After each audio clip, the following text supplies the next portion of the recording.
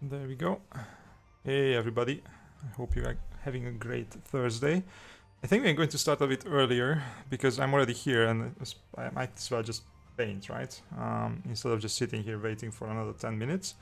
I hope you guys don't mind, those who are here, and well, the rest I guess they don't care really, right? Because you're going to watch it recorded. So, this is going to be the third stream where I'm going to be painting these guys. Right. I already had 2 streams where I started painting them, and we painted the ropes and, well, mostly the ropes, the cream colored ones and of course the purple ones. And today, oh, and I base coated the greens, right, as well. So this time I'm going to work on the green stuff, and hopefully we'll also get to the gold non-metallic metal and maybe some other stuff that we will see. Right, so that's the plan, and then obviously we can also chat in the meantime. Alright, let's think about this. So if I remember correctly, because that was like a week ago and I haven't really touched them since then, except to do this one bit where I forgot to actually paint the ropes before, so I actually did this thing. Just the purple ropes on his arm. That's the only thing I did on these guys since then. So if I remember correctly, I used dark marine green to base coat everything, and now we are going to start brightening things up a little bit. And for that, first of all, let me turn on the recording. There you go. And I think I'm gonna go with this one, dark green. So this is just a smidge brighter than the dark marine green, and hopefully this will be a good highlight color for us. So this is actually a pretty tricky thing to do, right? Because the problem I have with dark angels in general is that they are dark, right? So usually they are depicted with very dark green armor, and I don't really like that too much. The question is like, how much should I brighten it up? How big the highlights should be?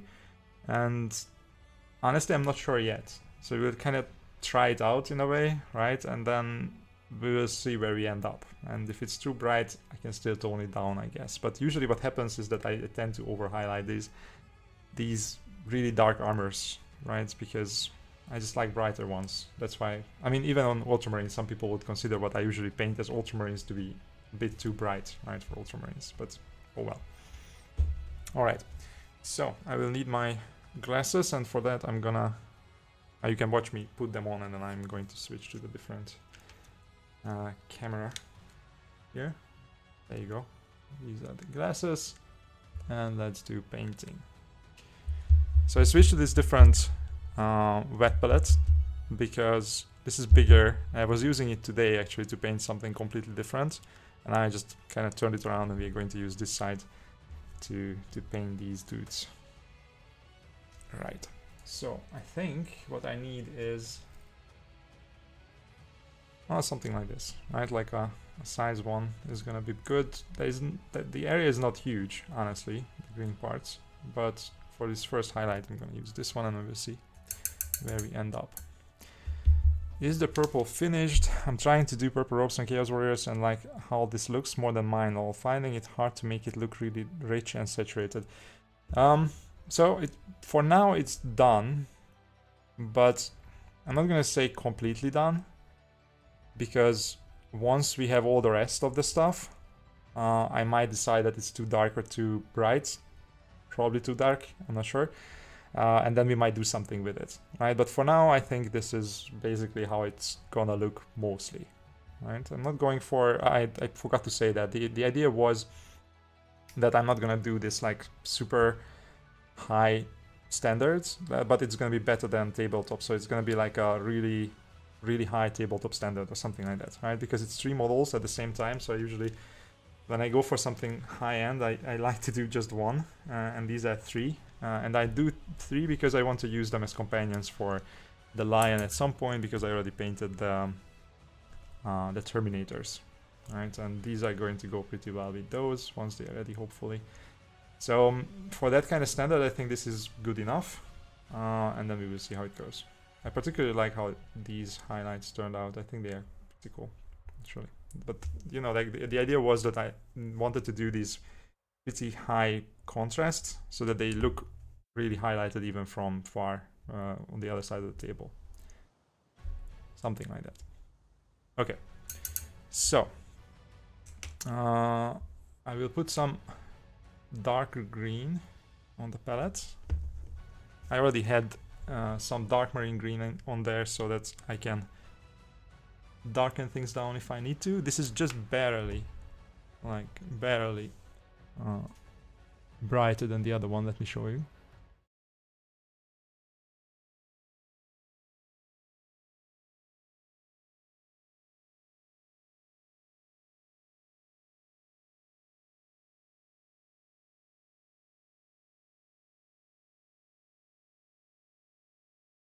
Okay, here we go. Okay. So the way we're going to do this is I'm going to actually volumetrically highlight them, because I was considering not to do that, right? Because I could do them in the heavy metal style, but honestly, I don't like that too much. So we're going to make them definitely a bit more volumetric than that, meaning that stuff on the top is going to be brighter than stuff on the in the shadows and on the bottom, and we will see how far we want to push that. Right. So everything that looks up towards the sky basically is going to be a little bit brighter. Oh, it's so weird to paint these guys now, because in the morning I was painting a bust, and the bust is obviously huge compared to this, right? So now I'm like, ooh, this is small. It's weird. Yeah, so this definitely looks up. So he's hooded, but still the face should be highlighted somewhat. Right, for sure. This side. Once again, I'm going to do it in a way that makes it look like the light is kind of coming from this angle. And so not this, but more like this. And that aligns with how we did the ropes. Oh, my voice is already not great, even though I just barely started. That's weird. Might have to drink something. Right, like that. So this color is great. Like this color is perfect for what we did for the base coat. So here I actually made it a bit too dark with the base coat. So what I'm going to do is I'm gonna do this. Oops, there's a little thing there. Oh, it's probably cat hair. Like see here I didn't actually coat the armor perfectly with the base coat, so now I'm going to use that on my wet palette to correct it. But this color, this dark green, is just a little bit brighter than the other one, which is great for this first highlight for us. Like so. And if I remember correctly, I wanted to do this little trick, and we will see if we want to do that once we actually get there, where we so I used the green to shade the purple robes, and I wanted to use the purple to shade the green armor. Right? That was the genius idea that I had. We shall see if that works actually. Okay.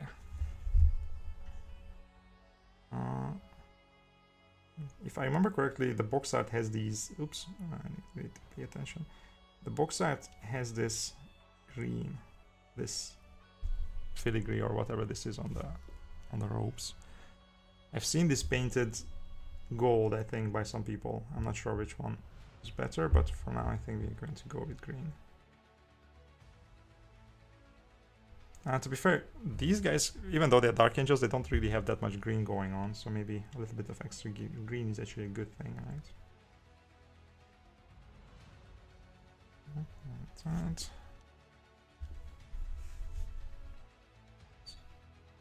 So all of this is gonna be green here,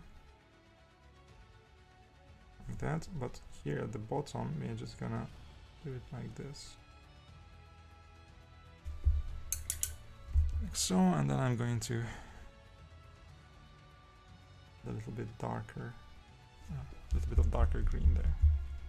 This is really not that much brighter than the other one.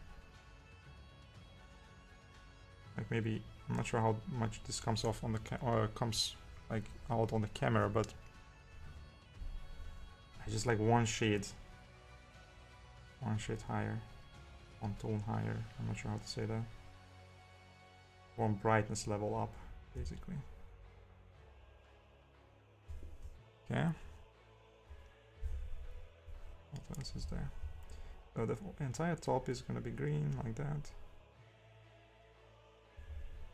This is kind of in shadow. I mean, it would be nice to understand what I'm going to do with this. Is it going to be a flame? Probably not. I think it's more like smoke, right? So it's not going to illuminate anything.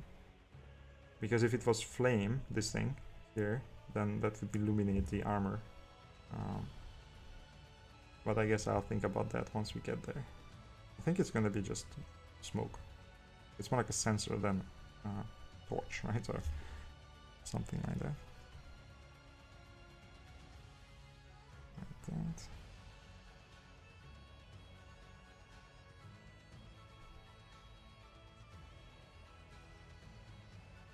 Being quite rough here. I think that's gonna be fine. The entire top is gonna be relatively bright, and then we just do this. How does this look from the front? So I would say that this is gonna be green, like so.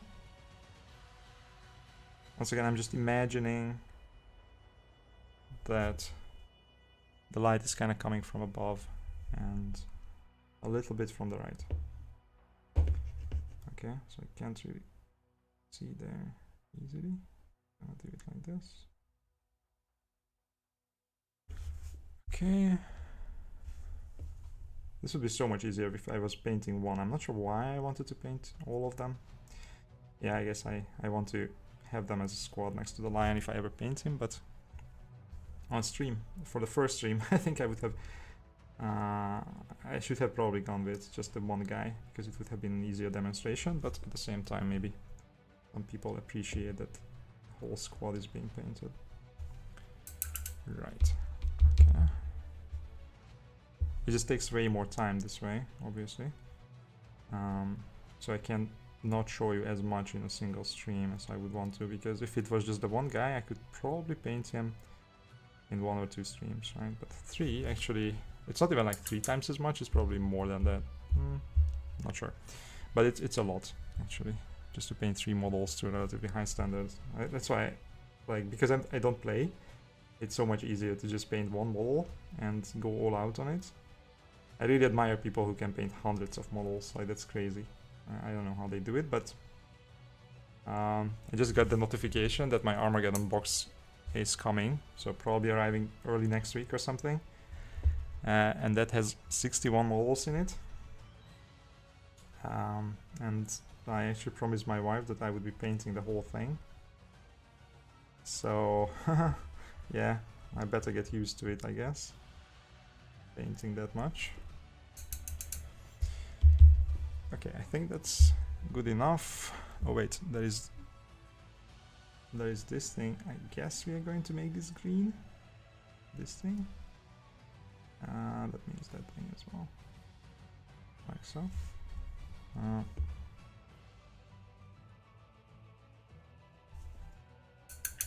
Picking up mine this Saturday, I cannot wait. Oh, you're lucky, you actually can pick it up. I would love to as well, but like mine is delivered, right? We are quite far from the shop where I ordered it from. So that means that it's probably not gonna arrive tomorrow, it's very unlikely, so I guess it's gonna be Monday. But I hope for both of us that it's gonna be as cool as it seems, right? Because it looks really cool, that box. Especially the orc side looks really cool. I think everybody agrees on that one. Okay, so see, this on the left already has the highlights, and this one on the right is still in the original base color. So the difference is not huge, but I think it's pretty clear that this one is already brighter, and we are going to go brighter still, of course. Right? So let's do the same thing to the other two.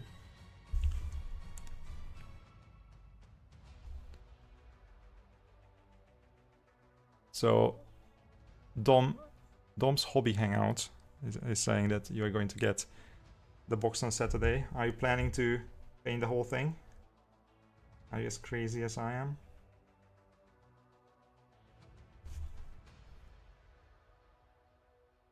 Couldn't care less about the Space Marines, orcs all the way. Oh wow, doing those Space Marines dirty. I think they're really cool. It's just that they're not as special, I would say, as the orcs, right? Somehow they are. It's not that they are generic, because they're really nice sculpts. It's just that we kind of seen, I guess, Space Marines like these before, whereas the orcs are really, really new and like really better than the previous ones. But I still really like the Space Marines as well. But I'm a big sucker for Space Marines anyway, you know. I'm a big sucker for orcs as well, so I guess this box is perfect for me. Right. Absolutely, orcs first though. Yep, orcs are the best, right? Actually, I'm not sure like which ones I like more. Like, out of these models, obviously I like the orcs more. But do I like orcs or Space Marines better in 40k? I'm not sure. I love the orcs for sure, but I like Space Marines a lot as well.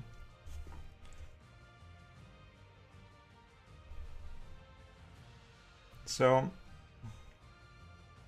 actually, talking about the Armageddon box, I'm torn how to do it. Right? Because, as I said, I promised my wife that I would paint the whole box, and I wanted to do a video about it. My problem is basically, like, how do I do it? Do I speed paint the entire thing?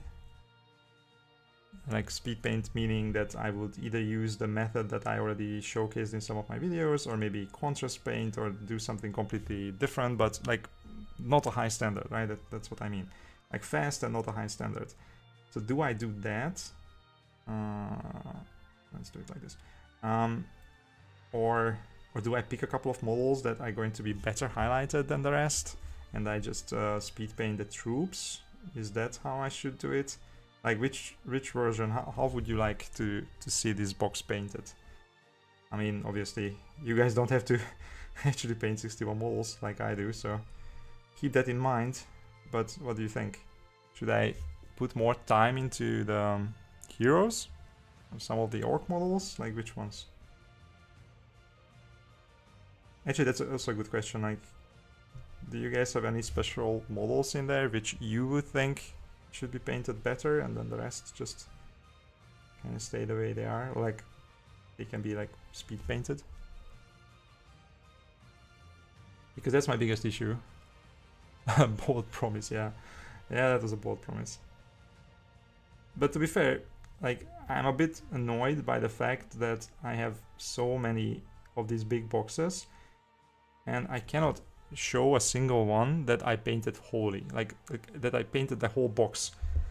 Like, I painted multiple units from some I only painted a couple of single units or models, but I haven't painted a single box fully so far, and that's like, I don't know, it's somehow wrong, no? Like, we are paying for all these big boxes, and they just kind of, a lot of them just standing there, not even being built. I have actually, in the beginning when I started out, I built everything, and since then I realized that that's not a good idea, because if I want to do a diorama or something, it's much easier to convert stuff and have the models that I need when I build them right there and then, right? So it's better for me not to actually build stuff if I don't paint it, if that makes sense. But then they're just sitting there. So which one is better, to have the potential there, you know, like the really cool models that at some point, some of them I might actually paint to a high standard and they're going to look really cool, or should I just paint the entire box relatively fast and not to a high standard, but then I have all of them painted, considering that I don't play the game, right? So like that doesn't really factor into anything. So I don't really need the models to be painted in that sense, except maybe to put them in my display case and or put them on a diorama or something. What do you guys think? Characters, yes, that banner orc is amazing. I want to take my time with these guys. Yeah, the banner orc, that banner orc is something. I think it's gonna be a fan favorite for a long time. It looks much better than even than the war boss, I would say. But I have a thing for banners anyway. Who doesn't like banners? Banners are really freaking cool. They are pain to paint though. Like really a pain. I just painted, well, I painted that Eldar. And that banner was crazy. Because that's the other problem with banners. Like, do you build them in sub-assemblies and then paint them like that? Or do you paint them on the model, like I usually do? And then painting a banner is really a pain sometimes when it's already mounted on the model, because it's kind of moving around and everything. So yeah, it's a bit difficult sometimes to be accurate on those banners. Right, so this one, I'm gonna do it like this.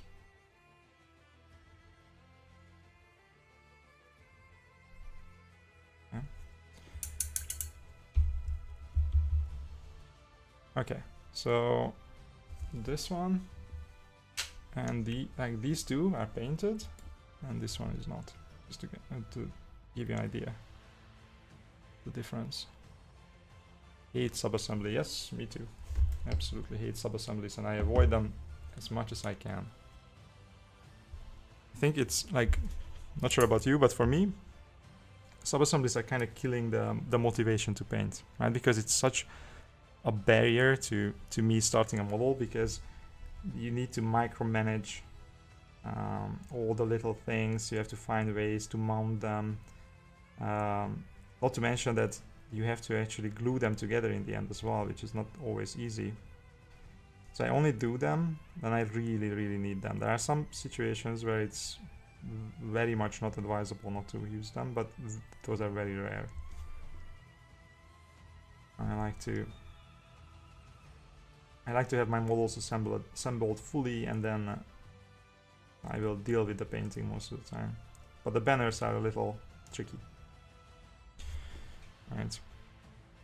I can't even imagine, like, some people I know do this thing where they sub-assemble entire armies. So like they paint an army painting, right? Like basically a lot of models at the same time, and yet in sub-assemblies. I don't know how they do it. That would kill me. Maybe not literally, but mentally for sure. Okay. Wait, did I paint the face of the last guy? I don't think so. They're so hidden behind these hoods that I completely forgot about it, I think.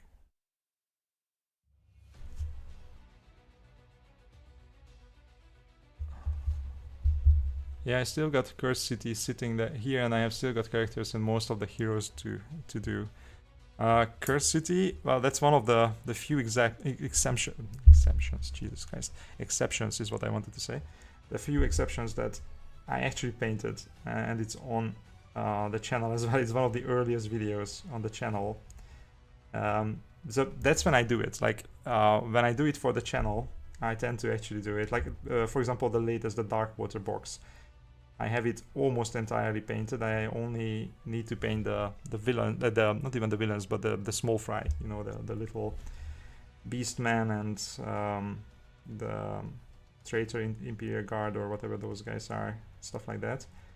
And at some point I'm going to make myself do it, but I already painted all the heroes and I painted all the villains because I made a video out of it. So that's my incentive, basically. If I need to make a video out of it, then I do it.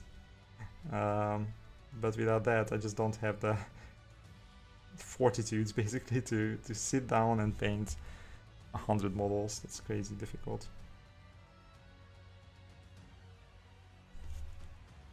Sometimes I look at pictures on Reddit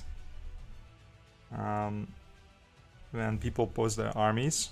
There was somebody on Reddit the other day who posted that he started playing a year ago, and he has 4 armies, and like, it's not entirely painted, but mostly entirely painted.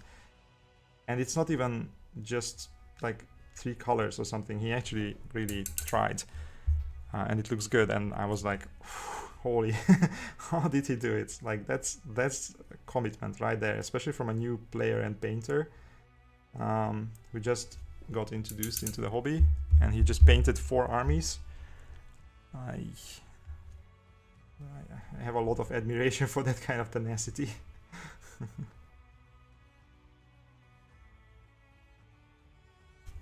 Because painting is fun, but it can be a little bit exhausting, especially if you paint the same thing over and over again. Maybe for some people that's different. Maybe some people find it soothing or something. But for me, it's very difficult to do the same thing over and over again. I can paint almost indefinitely if it's different things, right? And also, like, for example, if I painted, let's say, Curse City, and I painted it one by one, and every model would be different, and I use different techniques and different methods, I would probably enjoy it a lot,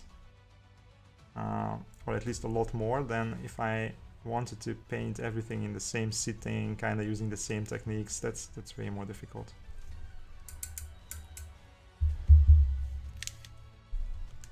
Sylvie says, I don't play any of the games either, but I really hate the idea of just banging out models to say I did it. It's kind of like running a marathon when you have no interest in running. I tend to agree with that completely, actually.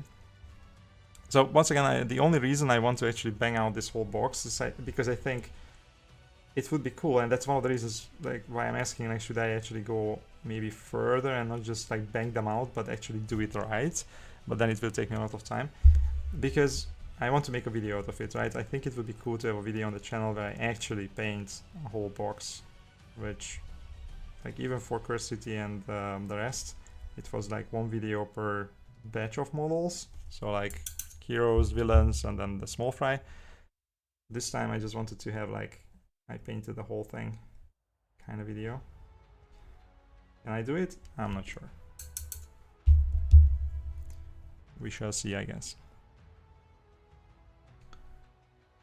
You know, there are these videos out there. Nowadays I don't see them as much, but when I started the hobby, yeah, a lot of the people, like Squidmar, Maniac, all of these guys who were big then, and I think they're still big,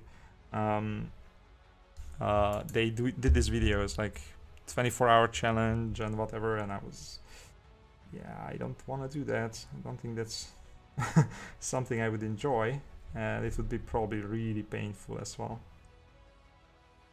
But good for them that they managed to survive that, I guess. Okay, so I think these guys look okay when it comes to the green. I think I left out one face, I said, right? Which one was that? This one? No, the other one. Ah, yeah, because this guy is really in the dark here. Like, he's really a dark angel.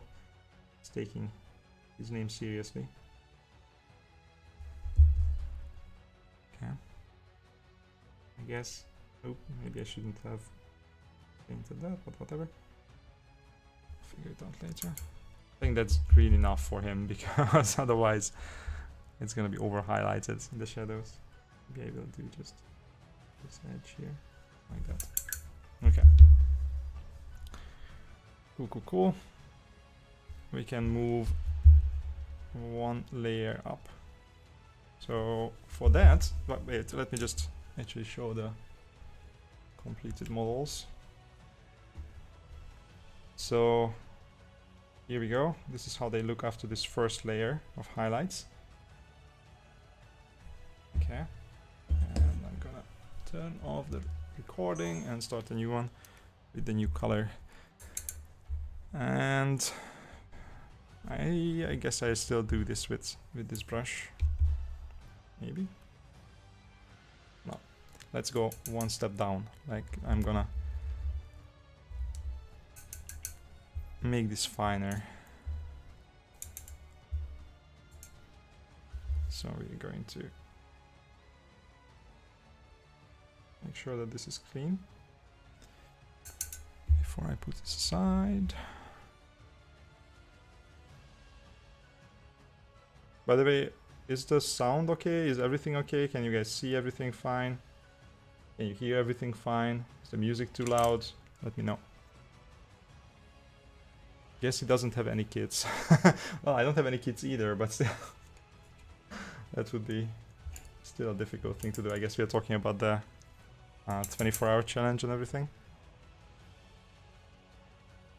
I don't know, like 24 hours, even 12 hours would be crazy. Ah, no, the guy, four armies is pretty wild.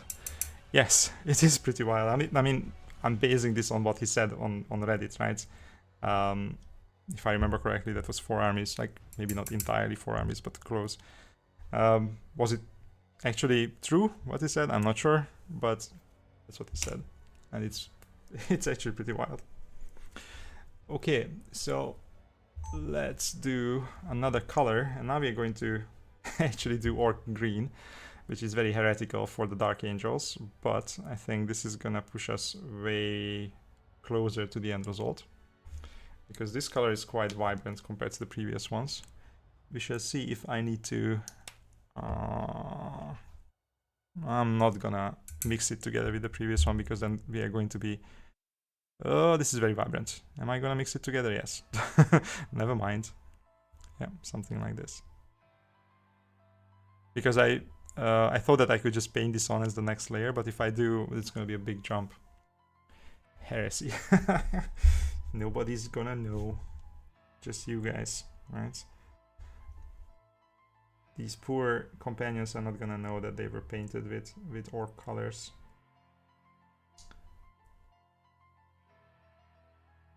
So we won't tell them. Who knows what they might do? They might commit some kind of self-mutilation to get rid of. Maybe they would just like scrape off the green. Something like this. This might be a bit too much actually. So I can go back and like that. You know what we're going to do?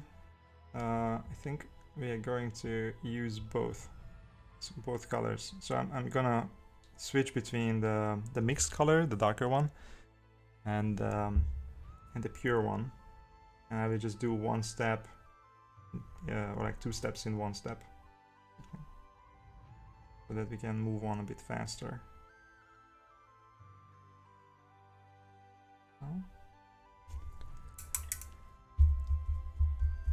Break the YouTube algorithm by doing the 24 no, that's me, but the 48-hour painting challenge. Like, I couldn't even say 48 because my mind couldn't comprehend it, I guess. Oh no, definitely not doing that. That's crazy. I think my limit would be something like 5 hours probably. I can do like 6 to 8 hours per day if I take a break between them. So, you know, like I start in the morning, I paint, then I go and have lunch, take a bit of a rest, and then I start painting again. But like without the rest, without downtime between sessions, just doing, like, my back would probably kill me, but I'm old, so, you know. These guys were pretty young when they did this. I'm pretty sure they don't want to do that ever again. Or at least not nowadays anymore.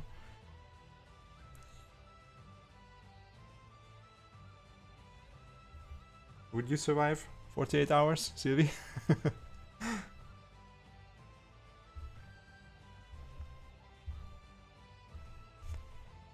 Okay. Like how far do I want to push these guys is the big question, right?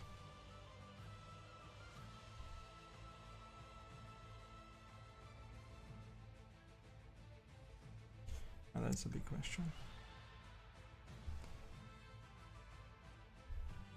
So far so good, I would say. I'm not pushing them too far for now.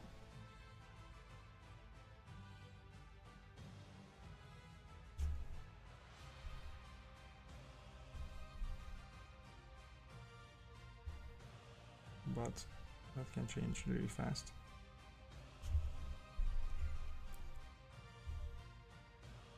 That's why I always found Dark Angels to be quite challenging, because you can't really do them. Like, to keep them really dark and highlight them at the same time is difficult. You can do it, of course, if I spend more time, I could make the highlights much smaller, much more refined and everything. And because that's the trick, right? To maintain the darkness, you can still highlight, but the highlights need to be very small and restricted. But now we are not going to do that.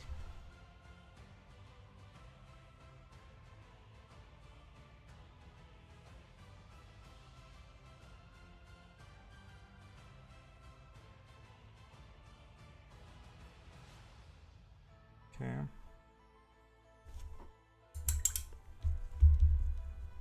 Kinda like where this is going. And we can still do the smoothing and shading step later with the blue, with the purple. Alright.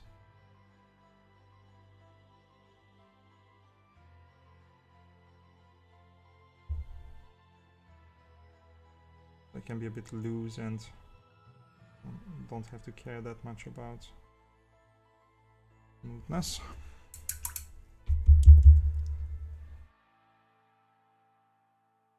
Hi, Zoltan says Jan Sokup, Jan, I guess. I'm trying to figure out what the first name is. Hi, Jan. How are you doing on this beautiful Thursday? It's actually really hot here. What about you? Are you also sitting in a really hot room?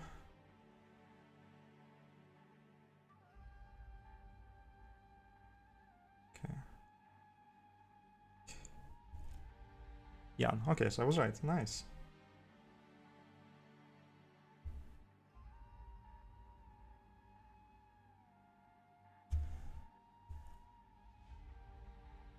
Cool.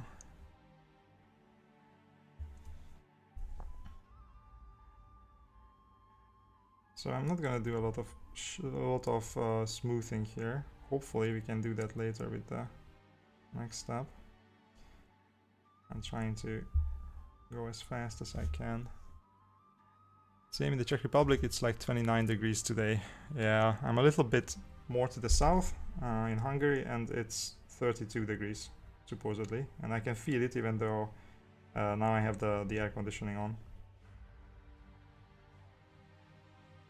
And if I can believe the weather forecast, then it's gonna be like this for the foreseeable future. So basically 31 to 32 degrees for the next 2 weeks or so. I don't think that's gonna hold, but we shall see. It's pretty crazy. What kind of wet palette are you using? Red grass? Yes, it's well, the way around. It's this one. I think it's called the Painter 2, and it's like this mid-sized palette that they have. And I'm using this washable membrane, like this thing. It's not paper, it's this membrane that you can wash, and maybe you can actually see that I washed it, and it has a little bit of the previous colors remaining, but now I can reuse the whole thing, and supposedly I can do it for like 4, 5, 6 uses. I'm really curious if that works, but I really love it. It's awesome. Red grass is it's a bit pricey, to be honest, I think, but they are really nice.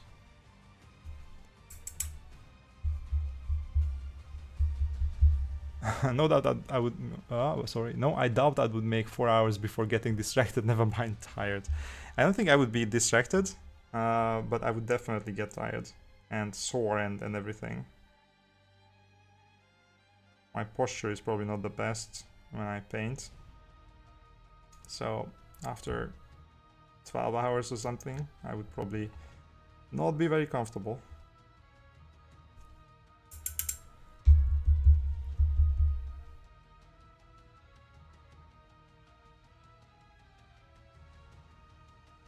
Yes, please. Time to increase speed while painting. Otherwise, it's going to dry faster than you can move the brush. What? I don't think that's possible. Okay.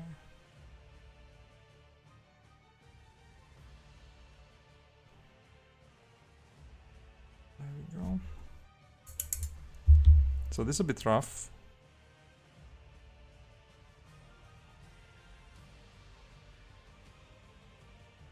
But that's okay. I will go back with the purple. Okay. Honestly, I'm a bit anxious to get to the non-metal metal bit.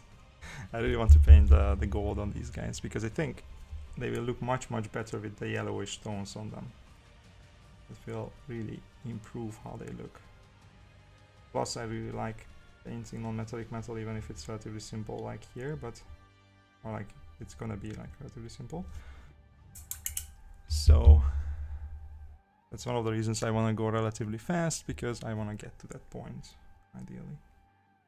But then again, you kind of have to make the green armor be green for Dark Angels and look relatively good, right? Because that's kind of their signature thing.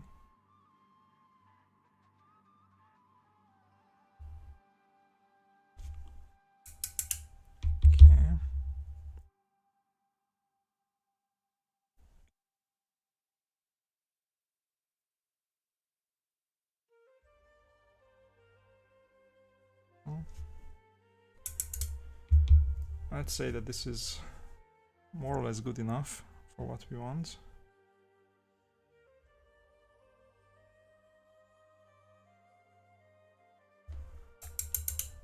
And we can improve it later. So this is how he looks after the second highlight. So this guy is having the second highlight, this guy doesn't have the second highlight, right? Like, you can probably see it here. They're going fast, but it still looks pretty good. Give me a sec, I heard something like my phone going off. Maybe my wife is messaging me.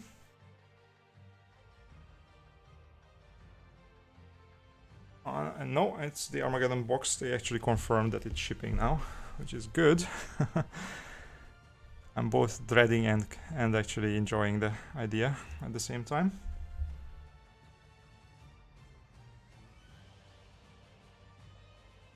Okay, so let's do the other two guys as well.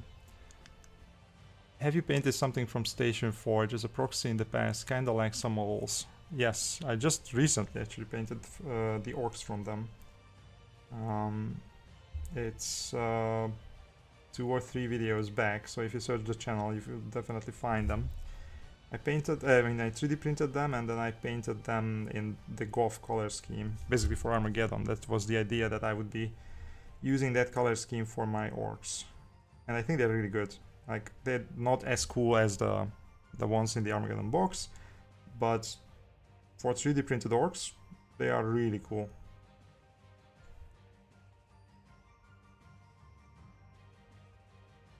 I'm from Ireland, we are going to Spain on Monday. It's supposed to be like 32 degrees and I'm pretty sure I'll boil alive. Well, if you're not used to it, I can imagine it's not going to be pleasant. But at the same time, you know, it's nice and warm. It's summer, finally. And last summer I was a little bit in, Albania, on the beach. And God, it was 42 degrees, not even in the sun. So you can imagine how fun that was. It was crazy. I usually like heat quite a bit, but 40 something degrees, that's not bearable, really. Or at least it's very difficult to bear. So 32 is like nothing compared to that. It's almost like balmy. Barely notice.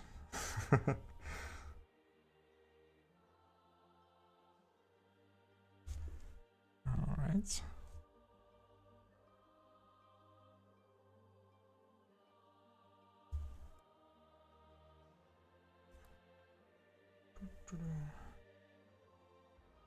So Jan, are you preparing to, or like, are you planning to paint something from Station Forge?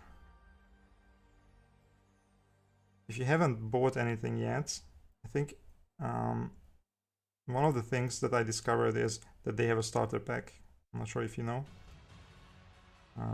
So if you want to buy, let's say, a whole battalion of orcs, the thing that I painted, basically, the 3 copters, the the boss, and then 10 orcs. You can get that for $32 if I remember correctly, or something like that altogether. But if you subscribe to their what is it called, tribe, I want to say, I think tribe it's called on My Mini Factory. So if you subscribe to their tribe, then you get that and 2 other starters. I think the AdMech, the Imperial Guards kind of thing, and the orcs, plus a lot of other stuff, and you get that for like $12 or something like that. So definitely do that if you're interested in those packs, because otherwise if you buy them one by one it's gonna cost you like 120 euros, but this way you can actually get it for 12. I'm not sure if it was euros or dollars, but something like that.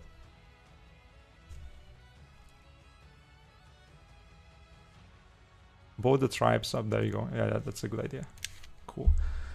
Currently I'm trying to paint my first 75mm from Lukas Zaba? Hunty, struggling as hell on the scale. Wait, Hunty? Is that the snail? Is that it? I'm really curious now, because if I remember correctly, that's the name of the snail.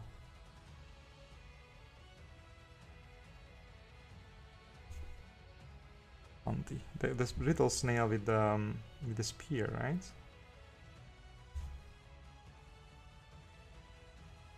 Nope, shroom. Oh, the shroom. That's Hunty, really? I have both actually. I have the shroom, and I also have the snail. But I haven't painted them yet. I have them assembled, I have them primed, but not painted. Wait, let me... I think it's behind me. It's here somewhere. I have this... So I have the spear here somewhere as well. Oh my god, this is dusty. This guy? He's really cool. Look, he's the snail. But that's not the snail I mean, of course.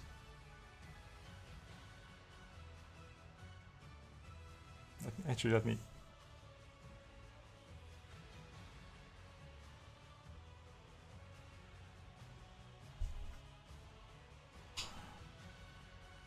This is the snail I mean.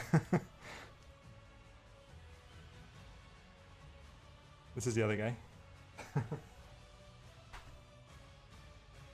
I think they're both really, really cool.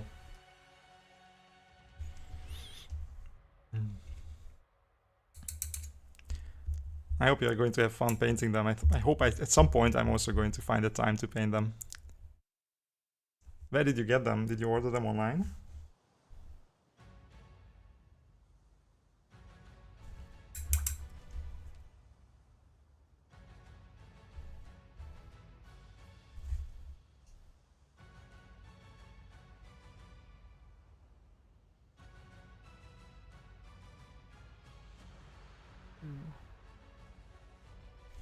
I actually need to go faster if I want to get to the golden metallic metal. Did you guys also have this, or do you guys have all this issue of overestimating how fast you can go? Like I always think like, oh okay, 1 more hour, and then it turns into 3, especially when it's multiple models.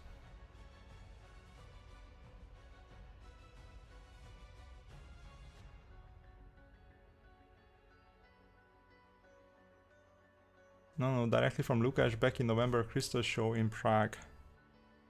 I also got it on an event last year, I think, directly from him. It was here in Hungary. It was the Motion show thing, where you like it's basically like a, well, I mean it's a model competition. I think it's the biggest one in Hungary, which is not saying much, but it's pretty cool. And he was there, and I saw the models. I saw them on pictures before, like on Instagram and stuff, but there I saw them in real life, and I just had to have them. And he was a really cool guy to talk to as well. He explained a little bit about them. Like it was nice that you could buy them from the person who actually made them.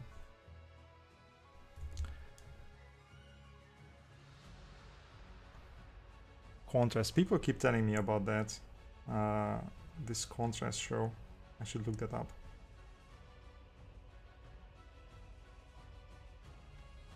Because that's relatively close to me. The thing is, with the Hungarian event, it wasn't really, I mean, it was not bad, but it wasn't for me really, right? Because the motion show, if you guys heard about it, it's more for scale modeling, I think. It was like basically 90% scale modeling, and then only like 10% was for models like busts and stuff like that. So it was kind of like an afterthought that you could also do models or minis. But there were still quite a few really nicely done 75mm models and busts and everything, but not a lot of Warhammer type stuff. And there wasn't even a specific category for this kind of thing. But the scale modeling part of it was huge. It was like very obvious that a lot of people are really into it. I was surprised how much, or like how many. And there were some crazy cool dioramas and stuff like that as well, which I really liked. Okay. Wasn't there some controversy that all awards went to fantasy and models instead of technical part of the show, like tanks or scale models? Like you mean on the Hungarian one? So I'm not sure. The one that I went to was last year. I didn't go this year. Was there some kind of controversy? I would be surprised if they actually gave all the awards to minis, because it seemed that they are really not that much into it. I think the people who are organizing it are mostly scale modelers themselves. Right? Really? I need to look that up. I think that maybe that was this year, because last year I was not aware of anything like that. Maybe they changed the focus or something.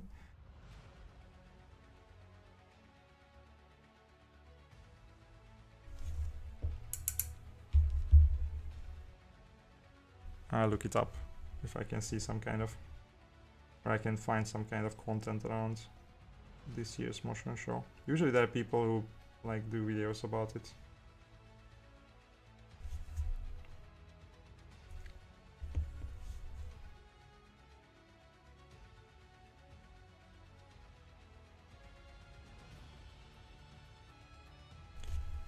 Okay. So now the question, once I'm done with this, becomes like how much further do I want to highlight, right? Like, do I want to go way further than this? Do I want to make the armor look kind of shiny or not? Was really not my intention, but I could try. Okay.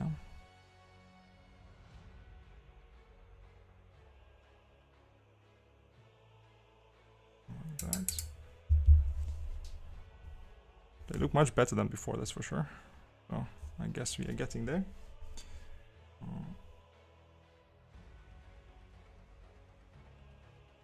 But I've learned my lesson. Next time when we do a stream,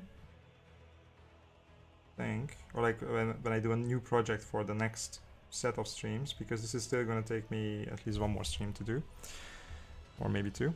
I'm going to do a single model next time. Okay, something cool and just one, because that's so much more relaxed to paint that, at least for me.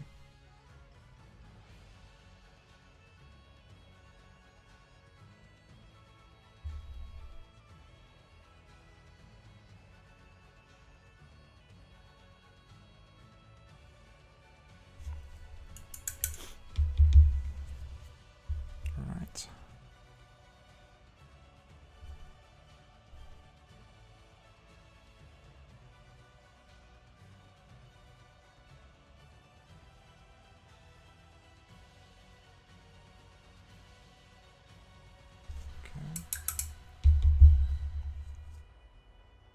I'm gonna glaze this a little bit, like that. Same here, even though later I want to do some other glazes here or there, but I have to say that I'm enjoying your streams. Even time frame is fantastic because I'm sitting in the office and I can at least watch someone doing incredible work. I'm guessing you are also doing some incredible work if you are sitting in the office, right? At least that's what your manager should think, right? Just kidding though. I'm happy that I can provide you with some entertainment while you're working.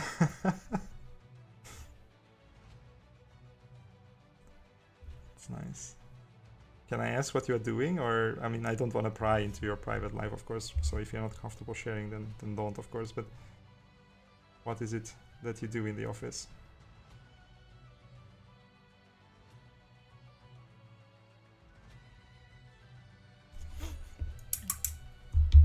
Okay.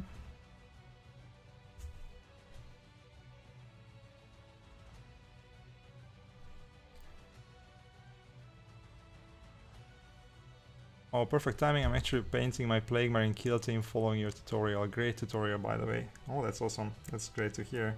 A lot of people seem to like that one. I should go back and paint some more death cards, because they are some of my favorites.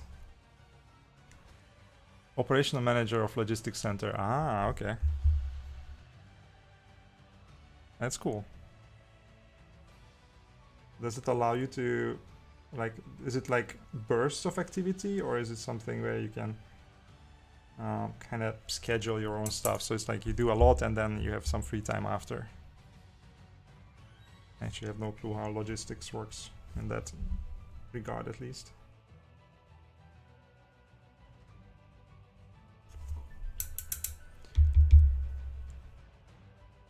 Sadly, my management is sitting around 900 kilometers away from me, but everyone reporting to me is always coming to me for help. Well, I can completely get behind that. That's very similar to how my work used to be, in a way. It's a good setup, though. I mean, depends, I guess. Like, some people really enjoy having their manager close, and some people would probably be very happy about having some distance. Okay.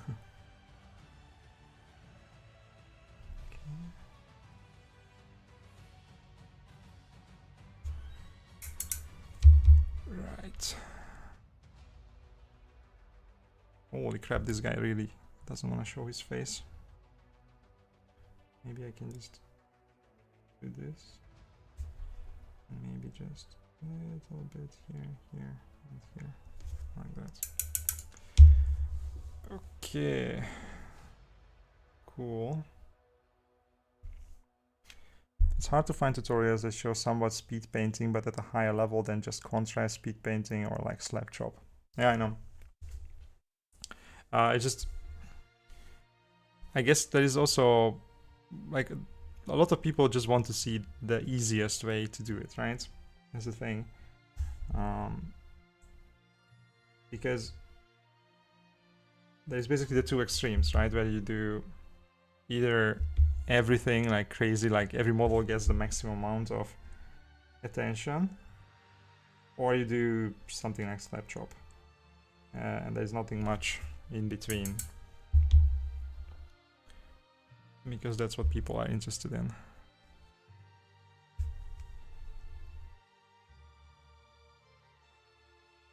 But I personally like this kind of stuff that I'm doing right now, where it's kind of like in between the two, because I can still have multiple models in a reasonable amount of time, but it's still gonna look much better than slap chop in the end, hopefully. Okay, let's go to the third guy. Wait, was it just the first guy? Oh my god, I'm taking too long. No, this guy is the one that is not painted yet. Okay. Whew, I was like, oh my god, I still have two guys to do in this stage. I'm currently in the green armor step, the second highlight with frog green, and I have a question. My paint is not coming out as smooth as yours did, but I'm not diluting it more than the wet palette. Let me think about that. It was the Death Guard kill team. Whew, that was a long time ago. So usually what happens is, look, like for example, if I take it here, I'm gonna intentionally mess up. Like look at this brush stroke. See, it's very obvious, right? And this is great if you want to do edge highlights, something like that, right? Like so. But if you want to be smooth, then usually it's a better idea to dilute the paint more and do something like this. So you need to add a bit more water to the paint. Like, see? Something like that. So the thinner the paint, and then the closer you get to basically glazing, and you don't want to glaze, that's too much. But you want to be a little thinner than normally. That's where you can be smooth. The other thing is, of course, you can smooth things out later. That's the other option, where you don't really care. You just paint really thick layers, or maybe not really thick layers, but thicker layers. That's easier to do. You can control it easier. But at the end, you come back with something else and you glaze over it and make it smoother. That's the other option. But most of the trick is basically paint dilution and how much pressure you exert with the brush, like how you deliver basically the paint onto the mold. That actually matters a lot. The other option, and I think I did that on the kill team, is that you can do what you probably see me do a lot, where I kind of do scratchy things on the surface, if that makes sense, because little scratches are much easier to glaze over later and they don't cover as much, right? So obviously you're going to get a texture, which is in my case intended. I actually like that, right? And that allows me to control how much I cover way more. I try to do thin sketchy lines, but it's a bit patchy and leaving a tiny paint drop behind when I lift the brush like on a glaze. Maybe I should just put it on a dry palette. Not sure how it's getting diluted so much. So you don't need to put it on a dry palette, and yeah, there is a big discussion about this right now because of my Pro Acryl paint review, but I'm not sure if you can see it here. Let me just show it. How do I do this?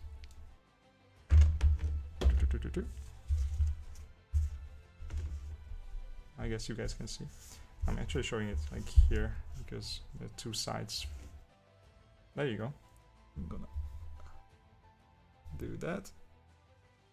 Okay, so here's how I usually do it. So here's the paint and I'm mixing it here, right? I can do this on the wet palette easy and it's not gonna dry out or something.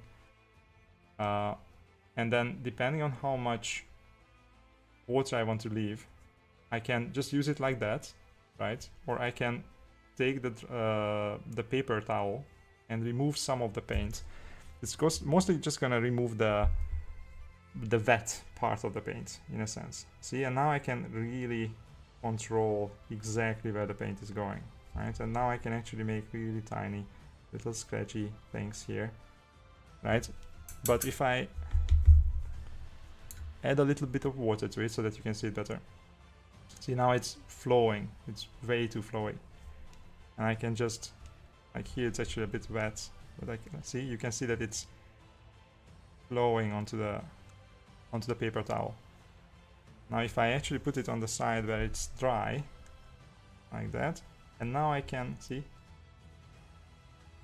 Now I remove the water from it, the paint is still in there, and now I can do the sketchy lines without doing any kind of drops or something. Now you can control it. That's basically the trick. So the paper towel is just as important as the wet palette. The wet palette is there so that you can keep the paint, you can mix the paint. Sometimes I reuse paint for days.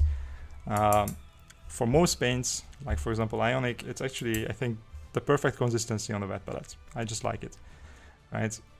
If you put it on a dry palette, depending on the climate, you're going to have the paint constantly dry on you. And that's going to be a big issue. At least for me, it has always been when I tried. But basically the bottom line is that you need to use a paper towel or something similar where you can control the amount of water that is in the brush, right? And you can remove as much from the brush because obviously you are also going to put some amount of water into the bristles, right? So usually what I do is like I do this, then I remove the water on the paper towel and then go in and load the brush, and now usually it's good enough, or I can still go and remove some of the water. It's a balancing act between the paper towel, the wet palette, and the amount of moisture that you leave in the bristles, basically.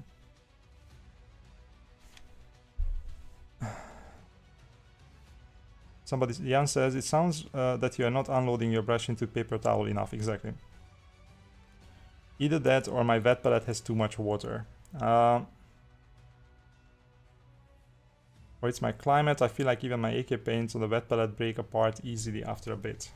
Can I ask what kind of wet palette you are using? Because in my experience, the paper that you're using also matters quite a bit. Some papers, like for example, I'm not gonna name any company names anymore because people are going crazy sometimes. But some company wet palettes, they let way too much water through, and it doesn't really matter how much you have under the sponge, it's still gonna oversaturate the paint. So maybe that's the problem. I'm not sure. It's difficult to say because there's so many variables. The most likely thing is that you're overloading your brush with water, or you're overloading the paint on the wet palette with water, and then you're not removing enough on the paper towel. That's the most likely culprit most of the time. The Red Grass Games V1 with their papers. Okay, so that's a good one overall. I would say it's not as good as the new ones that they have, like the one that I'm using here. But I was using in the last stream, I was using exactly that wet palette that you have, so that should not be the problem. There is also stuff like, for example, air conditioning, but it's probably not your problem, right? Because that's mostly just contributing to drying faster. So I would say the problem is that you are not removing enough moisture from the brush. Either when you are loading it or when you are unloading it, somewhere along the lines, you let too much water into the paint.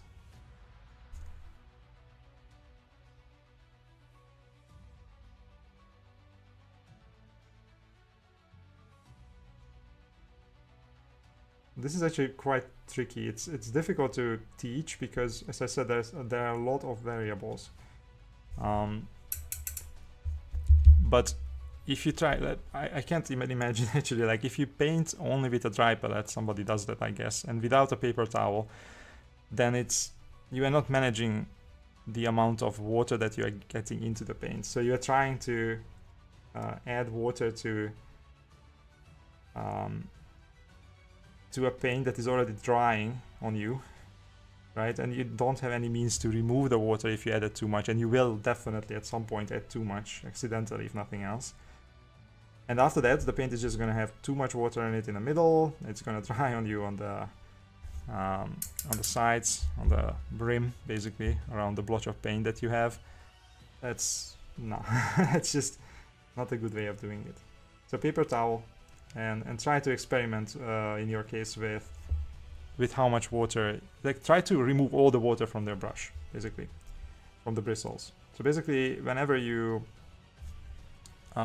dip the brush into the cup, go to the paper towel and completely remove the water and just try to use the paint from the wet palette that way. See how that works. If that doesn't work and it's still too wet, then try to load the brush the same way. Like you unload, so basically you dry the brush, you load it with paint, and then even then you go to the paper towel again, try to remove some of the still remaining wetness that comes, I guess, from the paint itself, and see if that works. Right? After that, it should be dry enough. Like most paint should be definitely thick enough to paint with after that.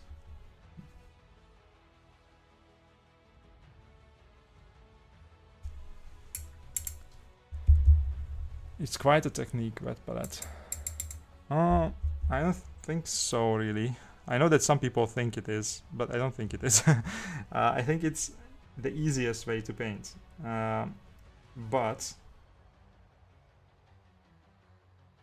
it depends on what you want to do, right? If you want to paint really simply, and that when I say simply, of course, that's perfectly fine. If that's what you want, go for it, right? But if you paint basically between the lines and you just want to have like coverage and nothing else, you don't want to play with consistency, you don't want to do volumetric highlights and stuff like that, maybe you don't even want to do edge highlights, then obviously a dry palette is gonna work for you, right? And you will feel that it's much easier than a wet palette. But it's much easier because you're also trying to use it for something very, very easy and simple or basic. You wanna, like, once again, I'm not trying to make it sound bad, it's just a thing. It's how it is. Like, if you want to use it for more complex things, the paints, alright? If you want to, need to actually play with the consistency because you want to do glazing, you want to do layering, you want to do edge highlights, anything really that is more than just putting a single layer on the mini, then you are going to be better off learning a wet palette. It's that simple. Because the wet palette is going to allow you to do all of these things easier. Like a combination of a wet palette and the paper towel basically is what you need.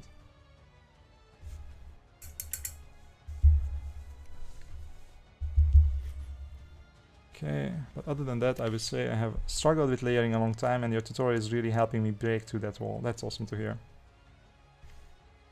Thanks for your help. You're very, very welcome. I really hope that I can help some people. I know that it's not easy. Like, it's really not an easy thing to do, honestly.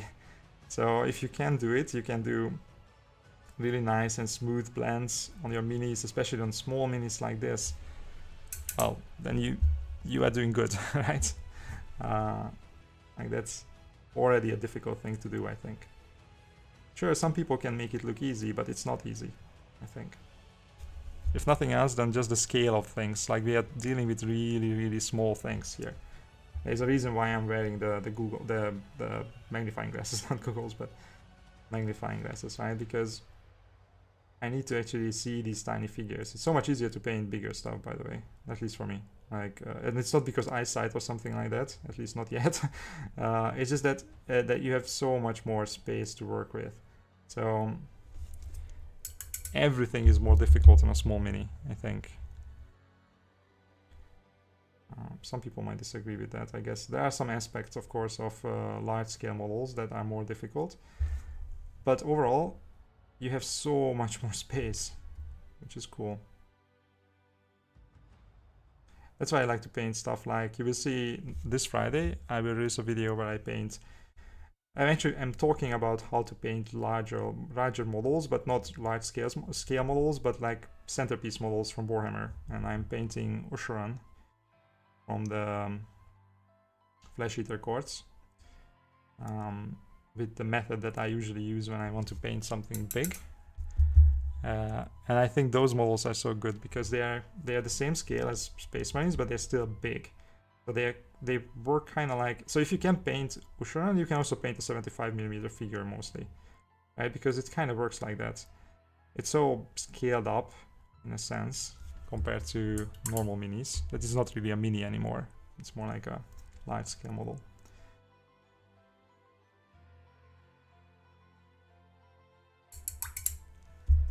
But so layering, sorry, I actually kind of digress here. What I wanted to say also is that I suggest to try something bigger. And once again, you don't need to go like large scale if you don't like busts or 75mm figures or something like that. Just go for something bigger in Warhammer, like a Dreadnought or a Troll or something like that, and try blending on that. Try layering on that, because you will find that it's both easier. I mean, it's different, but it's easier. But the method is the same. So if you can master it there, then you're going to find it easier to paint the small stuff after, in my experience.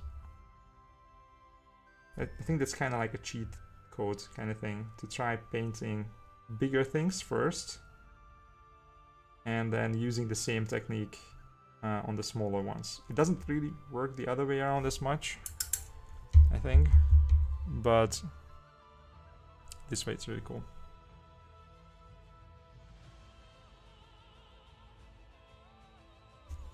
Okay.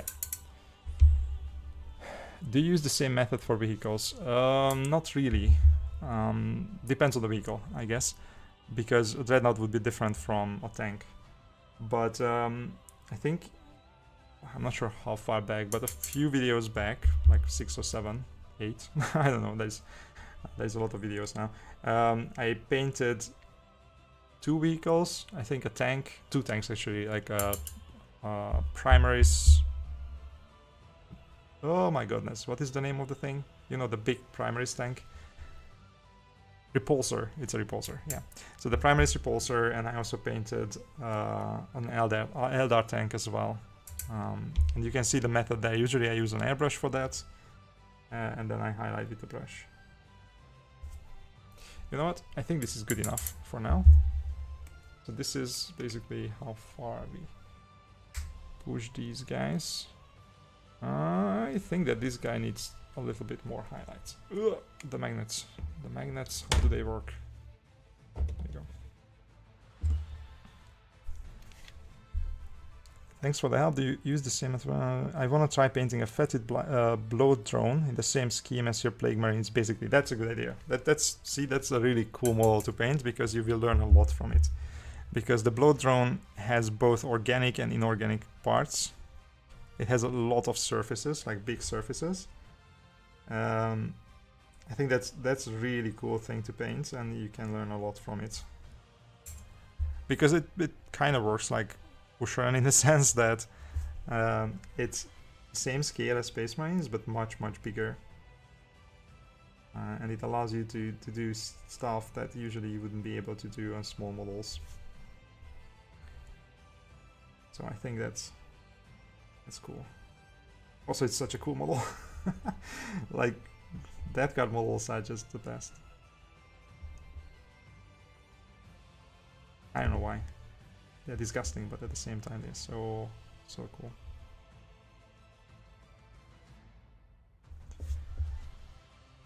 Did I not paint this guy? Or like, did I half finish this guy? I kind of feel weird. Weird. I was talking so much that I kind of lost count of what I was doing. Like, I definitely didn't paint this part here.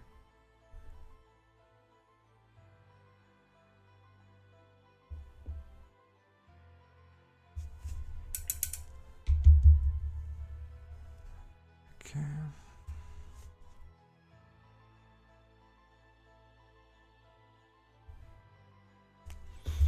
Sorry guys, this is taking longer than usual. Like, it's not true, like, it's not longer than usual, it's just that it's 3 models and I always underestimate how much time I'm gonna take to paint 3 models to a reasonable standard at least. Okay.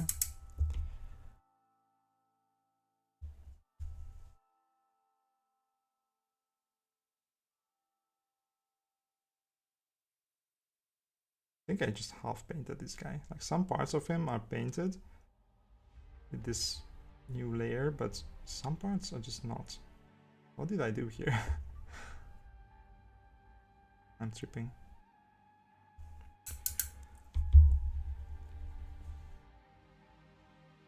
And he's also the leader, right? So can't just leave him to be the worst painted of the bunch. would be disrespectful for him or to him. Right. Let's just say that this is enough. So we can move on. And this is how they look now. Okay. All right. So I think one more layer up, and this time we will just focus on the edge highlights. I think I'm not gonna go super like detailed on these because that's gonna take ages. So we will kind of be satisfied with a relatively lower standard on the armor. Ooh, this green doesn't come out of the bristles.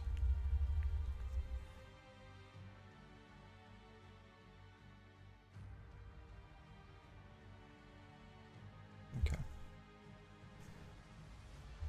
What makes their new version of the wet palette better, by the way? I have no clue, honestly. Like for me, it's better because it's bigger, right? I had the small one before, and now I have this middle-sized one. Let me just go back to this a little bit. So like this, like just to give you an idea, this is, I don't wanna, wait, how do I do this? I don't wanna tip it because then I think it still has some water in it. But see, like this one is much bigger. Actually, it probably makes more sense to have it the other way around. Like so. Right, so this is bigger. It's still not their biggest, there is a bigger one. And I want to have that at some point. But it's bigger. I'm not sure if the old one had these washable sheets, but this one does, so that's also cool. But other than that, I'm not sure. Sorry. Give me a sec.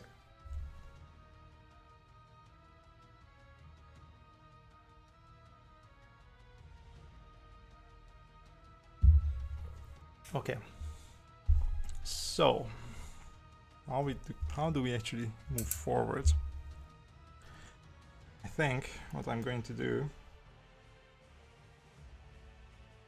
is I will take, first of all, we're going to turn this off.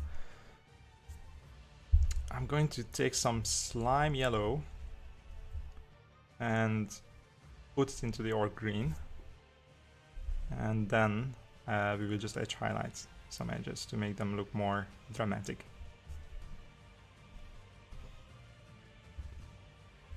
Do you have a video on brushes? You mean on how to deal with brushes, like how to take care of brushes?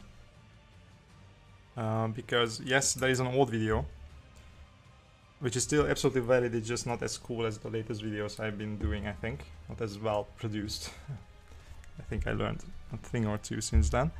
But in general, I think it still gives you a pretty good idea of how to deal with or how to manage your brushes and how to clean your brushes as well. So search for brush handling or brush, I'm not sure, maintenance, I think. Brush maintenance on my channel and you will find the video probably. Okay, so I put, let me just do this. Or green and slime yellow, we are going to combine these two. Let's see how that works. And should give us a nice bright green. Like that. And now I should probably take a little bit more care about what I'm doing, because I will do some dramatic edge highlighting here.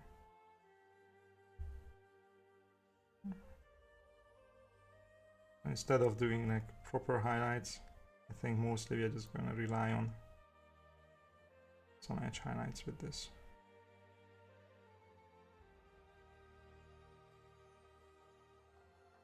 We'll also paint all the little rivets. I will only do the edge highlights in spots where the light would actually hit the model. No, not in the darkest parts, of course. Like here, we just do a couple of dots. Like so. We'll mix a bit more color. There you go.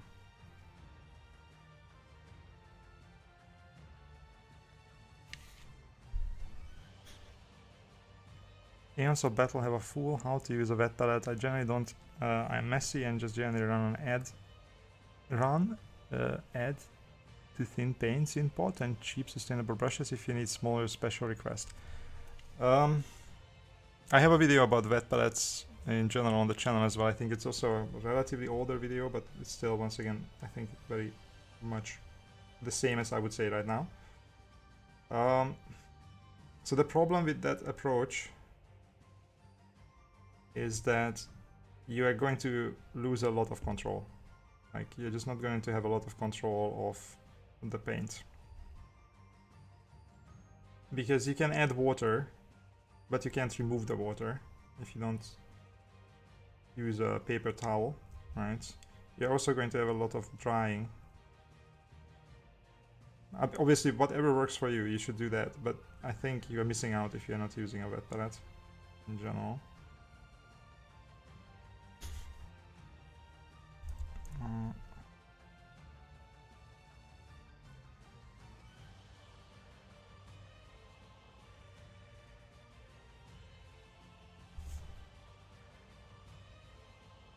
Like, what are your go-to brushes you like using now? I had this question last time as well. So these brushes, oops, I wasn't paying attention now. So these brushes are golden maple brushes. I will show you the box. So these are these brushes from Golden Maple, Kolinsky Sable brushes. They sent these to me to test, and I will actually have a little segment in the Friday video about them. In that video you will also find a discount code which gives you 10% off, by the way. I really like these brushes, honestly. Like, these are some of my favorite brushes I've ever used. There are other brushes that I really like as well though. So for example, Greenstuff World does relatively cheap and really cool brushes with their Gold series brushes. Those are also Sable brushes. Super nice tip on them. I really like them. Abteilung 502, if I remember correctly, is the name. Let me check. Like these guys. These are also doing really good brushes. In general, what you want is Kolinsky Sable brushes, right? Those are the things that will help you paint better for sure. It's not cheap, so you have to take good care of them unless you want to really paint, use a lot of brushes up and then spend a lot of money doing it. But if you know what you are doing and you know how to take care of your brushes, you can actually paint for months with one. And if you, depending on how much you paint, right? If you paint like less than what I paint, then you can probably get by for years with the same brush if you take care of it. Whereas with synthetic brushes, they wear out on you super fast. They get hooked, like bristles and everything. They're good for specific tasks when you don't really care about, like some tasks you don't want to do with a Kolinsky Sable brush. You can definitely base coat with synthetic brushes, depending on what you're doing. You should definitely not try to dry brush or anything like that with Sable brushes. But in general, I think that if you don't use Sable brushes for painting your minis and you want to paint really nice minis, like, once again, if you don't care about that, that's fine. But if you actually want to paint really nice minis, you want to learn how to paint well, then you need to paint with Sable brushes. There's just no way around it.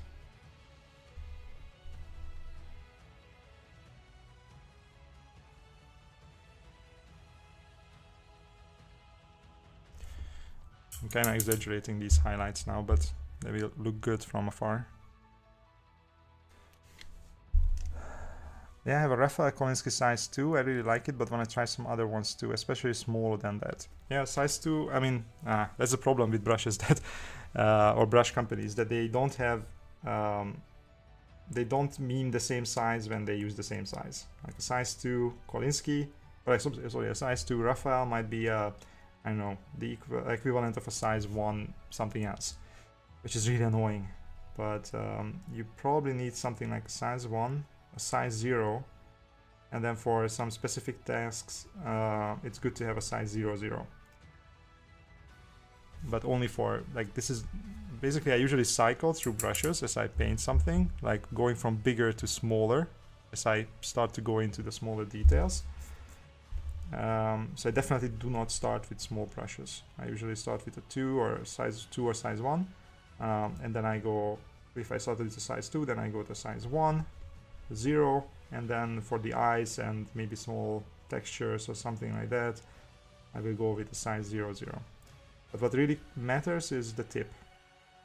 The better the tip, the more you can do it. It doesn't matter how big the brush is in the end if the tip is fine.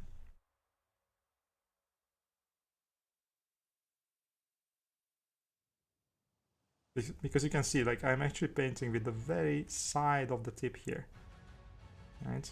And if the tip is big, you will lose precision, and then you won't be able to do something like this, right?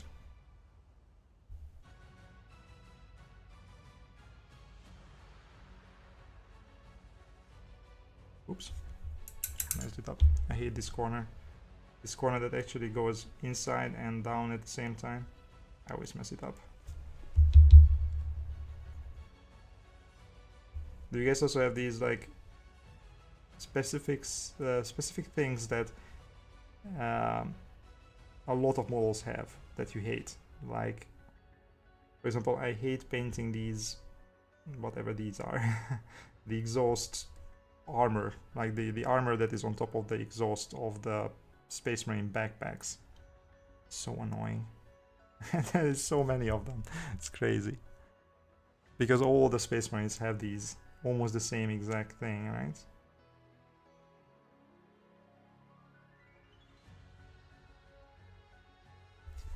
Like that.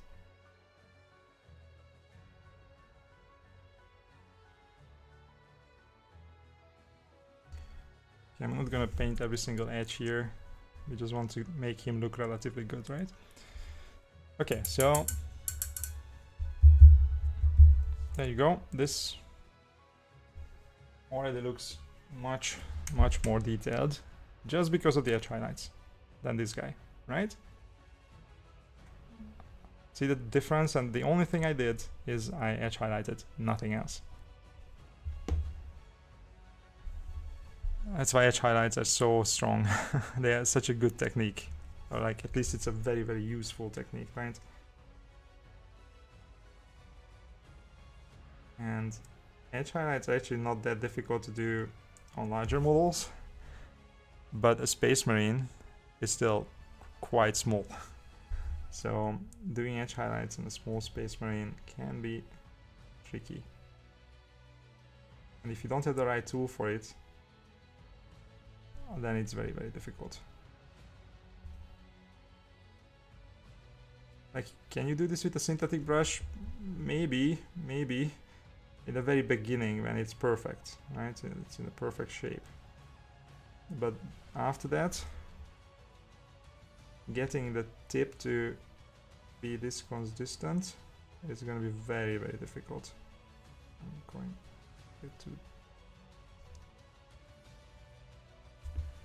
That was a bit too much.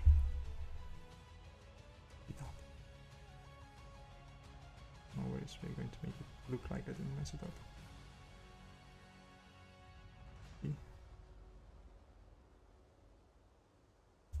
Oh, it's thin again. Actually, I just got a Referral size 2 after using size 1, and I'm loving the extra moisture and brush can hold. That's for sure. Like, there are certain tasks where a size 2 is so useful. There are very few tasks where I would use a size 3, but a size 2, that thing is very useful, for sure.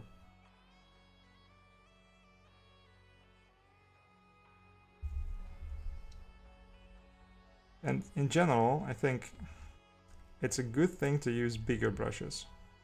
Like use brushes that, like try to use brushes that are as big as you can still use at the time, if that makes sense. I know it doesn't sound very logical, but basically whatever the task needs, try to use the biggest possible brush for it, right? So it's like, can you get away with using a size 2, but you could use a size 1 as well? Just use a size 2 because it's going to be faster, right? And as long as it has a good tip, you generally have good enough control with it as well, hopefully.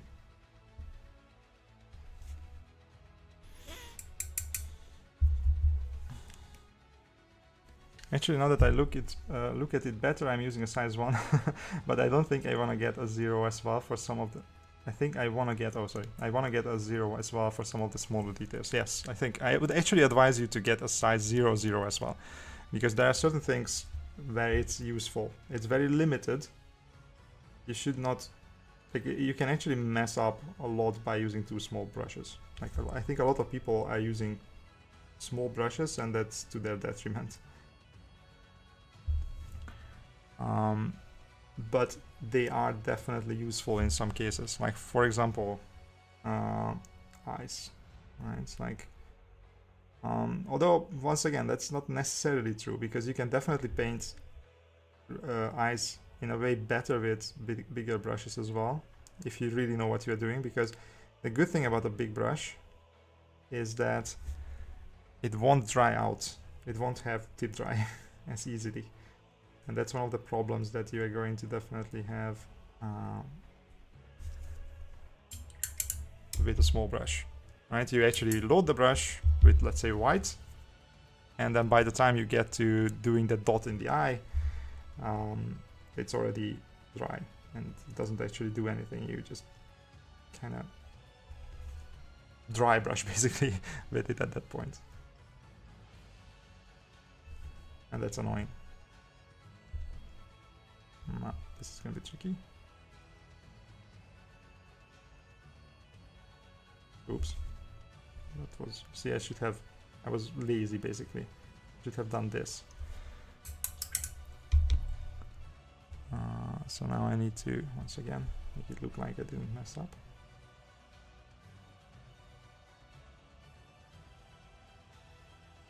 Like so. Okay.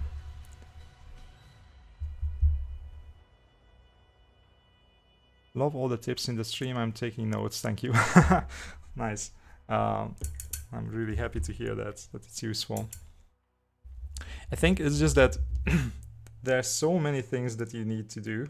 There's so many things you need to know to actually not run into issues when you paint models. And there is a lot of this advice out there, and many videos and everything, but it's kind of fragmented. That's the biggest issue I had when I started. I'm not sure about you guys. But it was relatively recently when I started. I started 6 years ago, actually. Well, I mean, relatively recently, I guess, for me. And I learned basically everything from YouTube videos. But it took me a lot of time, first of all, to even find everything. And second, to internalize things, because sometimes there's just so much information out there, so much that it's difficult to understand what is really important. The other problem is, I think, that some of the information that you find, you are not finding it in a structured way, and that's tricky, because there's so much that needs fundamentals. Like, some things you won't understand until you know some other things, if that makes sense.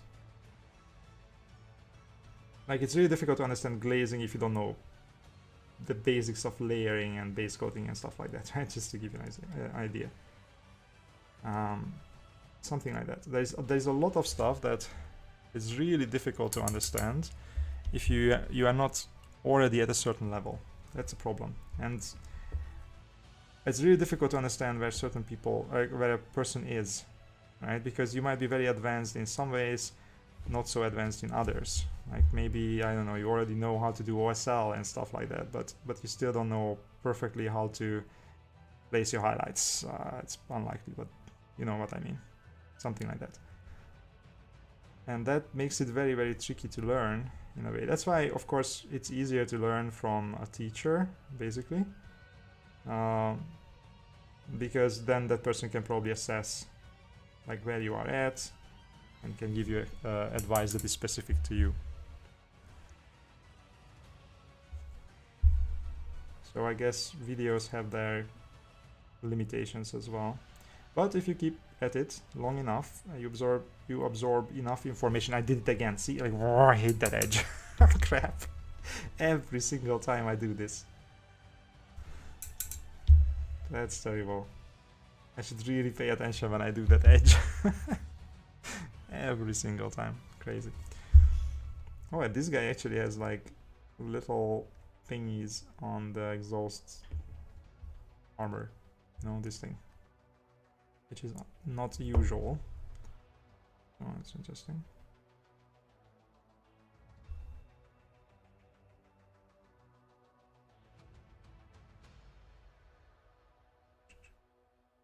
There we go. So yeah, it's not easy to learn mini painting because there are so many aspects of it. You need color theory, brush management, paint management, how to use your wet palette, how to use maybe an airbrush, where to place your lights. So you actually need a lot of knowledge to do even the most basic thing really well. Right? You cannot just like, okay, I'm gonna learn the basics and now I can do all of these things, and then I can just add to it, because even your basic model probably has a lot of stuff on it that you are not going to be able to really handle until you have quite a bit of knowledge already. So people also bounce off of the hobby quite easily, I think, because it's so daunting. Of course it's easy, once again, if you just want to do easy things. Like, as long as you just want to paint 3 paints or 3 colors on a model, paint relatively between the lines, and you don't really care about the rest too much, then it's easy. But there is just so much depth to it as well. Like, for example, look at, I'm going to just show you one easy thing. Like, for example, there is this edge, right? There is this edge, and I'm going to paint this edge. Ooh, okay, well, not if the model actually falls off. Okay, never mind. So I'm gonna paint this edge again just to demonstrate. So I'm painting this edge, and I'm done, right? And now I'm tempted to paint this edge like this, and then I'm gonna mess it up. But if I turn the model around and I paint the edge like this, like that, it's easier. Why is it easier? Because I'm dragging the brush towards me, right? But in order to do that, I needed to turn the entire model around. Pretty basic for most of us. We know that this is how it is. Sometimes we still don't do it because we are lazy, and then we want to get away with just using the angle that we have. But in general, a lot of us know that this is how it goes, right? Now, is it obvious for people who go in or come into the hobby? Not necessarily, right? Are they going to figure it out by themselves? Maybe. And if not, then they are going to have a lot of trouble with edge highlights. It's just an easy, simple thing. And yet, right?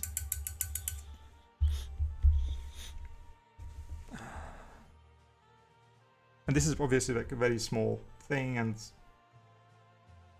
like there are a million others, but just to demonstrate that even a simple thing can make things much more difficult or much easier. Like, edge highlights are one of those things that if you know all the little tricks and you actually follow those tricks as well, then it's not that difficult. But if you don't, you're going to struggle. Alright, I think this is good enough, right? So yeah, I'm not gonna go crazy here. Never mind, I'm still gonna do that because I left this whole thing out.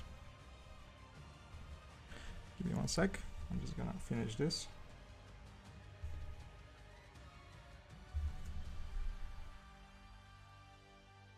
So for example, everybody probably heard the advice that you should use the side of the brush, which is mostly true. It's not entirely true, because usually what you want to do is you want to use the tip and the side of the tip as much as possible.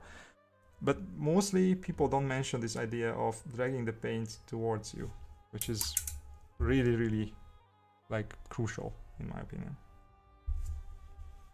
I'm not even sure if I mentioned it in my own edge highlighting video.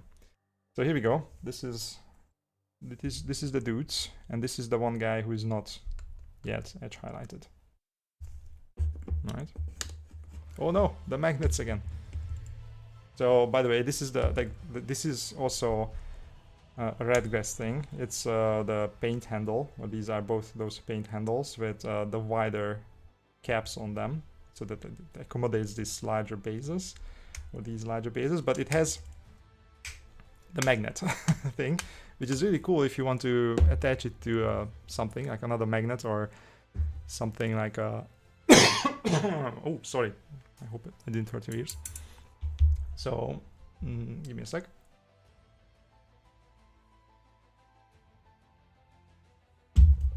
So if you want to attach it to something, it's really cool, but sometimes they just accidentally snap to each other, and that can be a problem. Let's see what you guys are saying. Explaining why your painting is really helpful. That's good to hear. I hope that the streams actually allowed me to do this kind of stuff. It took me a long time to learn unloading the brush on a paper towel, because none of the tutorials mentioned it when I started learning years ago. Such a simple thing, but most people don't point it out. Yes, that's absolutely true. And also, milk consistency was horrible advice. Yes, like that. There is this thing. Like I don't think it's that, because it's not happening because people want to give you bad advice or anything like that. It's just sometimes it's very difficult to put this into words, right? Even for native speakers, I guess, because it's such a tactile thing. You know, you do it with your hands, and it's really difficult to describe, like consistency and pressure and all of that. Everything that is related to paint and brush control and stuff is really difficult to describe. So this then we are using terminology like, for example, too thin coats or milk-like consistency and stuff like that. But the problem with those things is that they are not precise.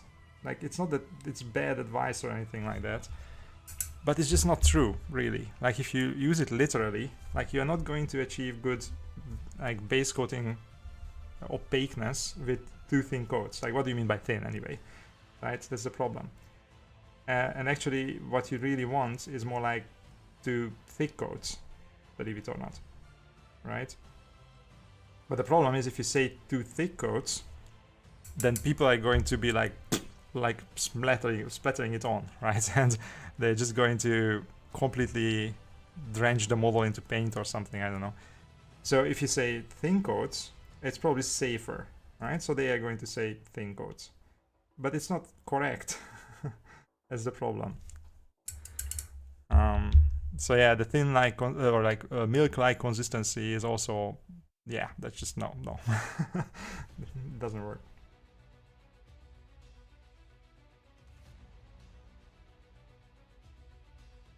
I'm not sure how you could phrase it better though, because you basically need to experience it to know. Without that, it's difficult.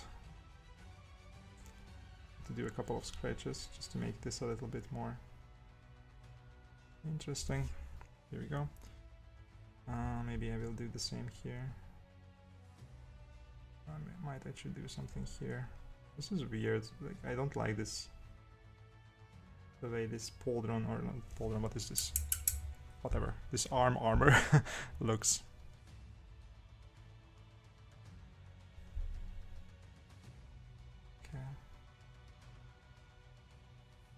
Oops. See, I messed it up there. So why did that happen? Why did I mess it up? I messed it up because the paint was a little bit too thin. I wasn't paying as much attention because I already ran out of paint, and I'm kind of like or like pre-prepared paint. So at this point I'm basically improvising, which is not a good thing. So first of all, I should fix that. I should mix some more paints that is exactly the color that I want, or like at least close, right? Like so. There you go. So it wasn't the right consistency, and then I applied too much pressure at the same time, and the tip kind of just like folded over the edge, and that's what you want to avoid. There you go. Better.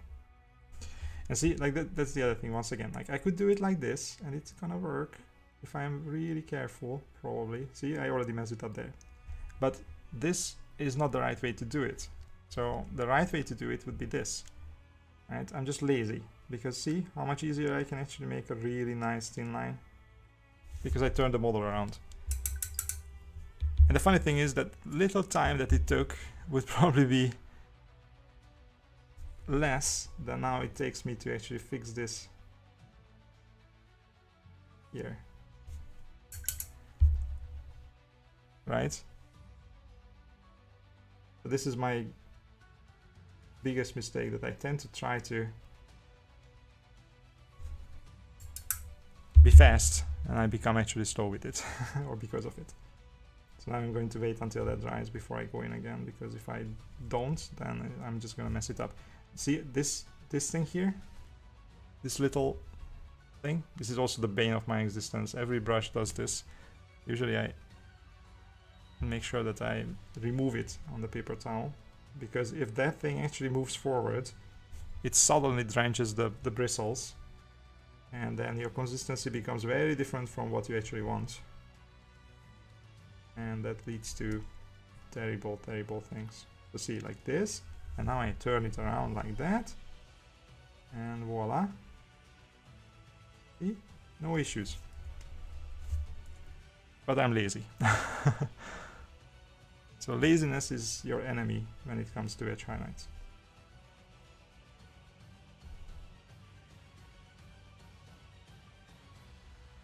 If basically the thought in your head is like, oh, I can get away with it, no, you can't. Or at least most of the time you won't be able to. See, once again, like I could do this, would it work? Probably not. But if I turn it like that, then it works.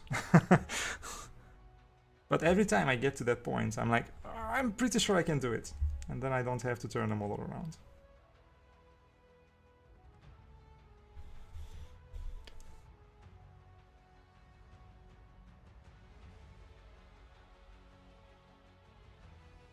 What helped me most is people showing how much of their palette they can see under the paint with different consistencies, like base layer glaze. Okay, it's an interesting idea. How much you can see the palette. I have never considered that, see? That's a cool idea. But that's also another problem, I guess, is that when people believe that there is like one consistency for each of those. I'm not saying that that's you, I'm just saying that there is more than just 3 different consistencies, right? For example, I heard, I think it's Jose Da Vinci, I mentioned this in the last stream as well, where he has this like system of type 1, 3, 2, so type 1, 2, 3, or just type 2, I'm not sure, but multiple types of glazes basically. And that's a pretty interesting idea, because you definitely have, at least I use definitely different consistencies for glazing, for layering, for, oh, that was a mistake. But then you can just do this, I guess.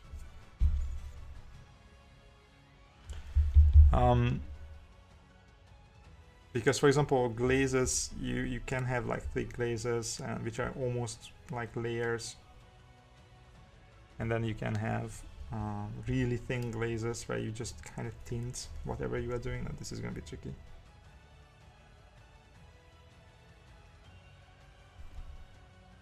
I can't really. Oh, there you go.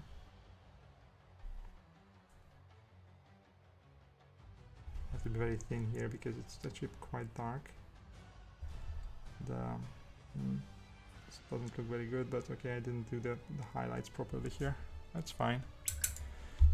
This is not really that visible, this part of the model, but still annoying.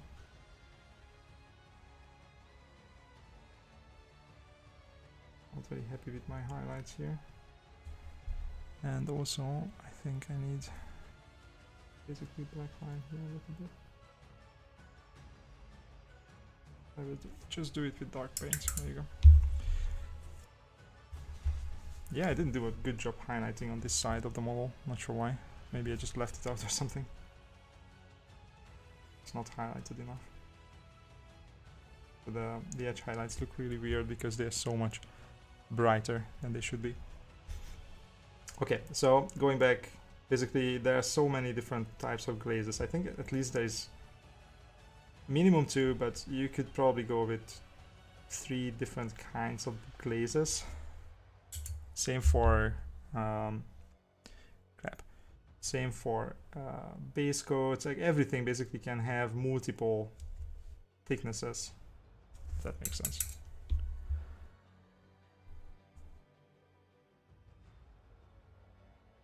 This could also be a little bit more highlighted.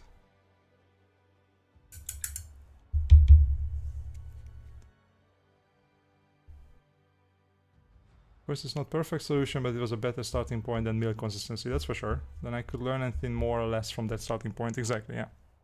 Yeah, that's a good idea. I never actually considered that, but you're right. Like, it kind of depends. Like, the thinness kind of determines how much you can see of the wet palette under it. It's an interesting idea. I'm gonna do this. Maybe this paint is a bit too much for that. I don't like how I did this pauldron. I'm disappointed in myself. I'm gonna leave that. I don't really wanna overdo it now, but let's do it like that.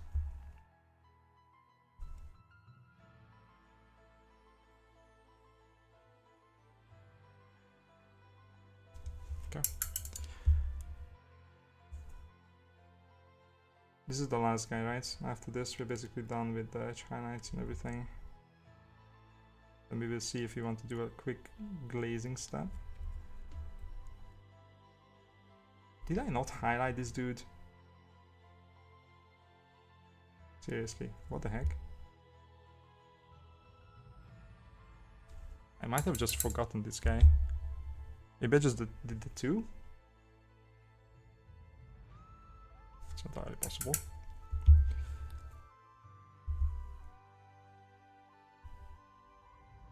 It's the problem of doing 3 models at the same time, I guess.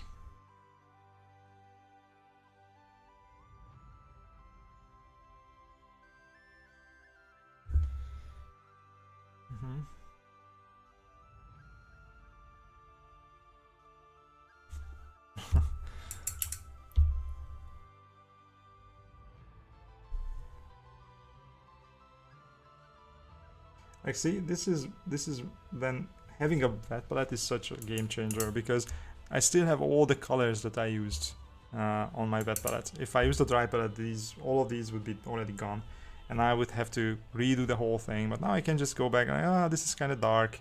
I need something dark here, so I can just mix whatever I want up, or just select one that is already there. So much easier. And I'm not losing paint and time and all that.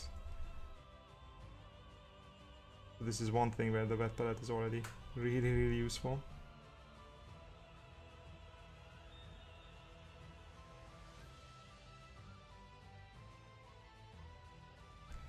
But once again, if somebody is painting in a way which is not like my way, when it's when they're going very by the numbers, and it's like 1 paint, 2 paints, 3 paints, done, right? So basically army painting with very specific paints. They don't try, actually they actively probably try to avoid using different shades or different tones, different brightnesses. But then obviously it's not that important for them to have a wet palette, right? They're using very simple techniques, just a couple of colors, no in-between tones, no shading, no glazing, no nothing. If they do shading, they will probably use a shade paint for that, like moon oil or something like that. And once again, there's nothing wrong with this, but then you have a very, very different experience from someone who actually wants to use these techniques. So it kind of depends what you want to do. Oops. Right.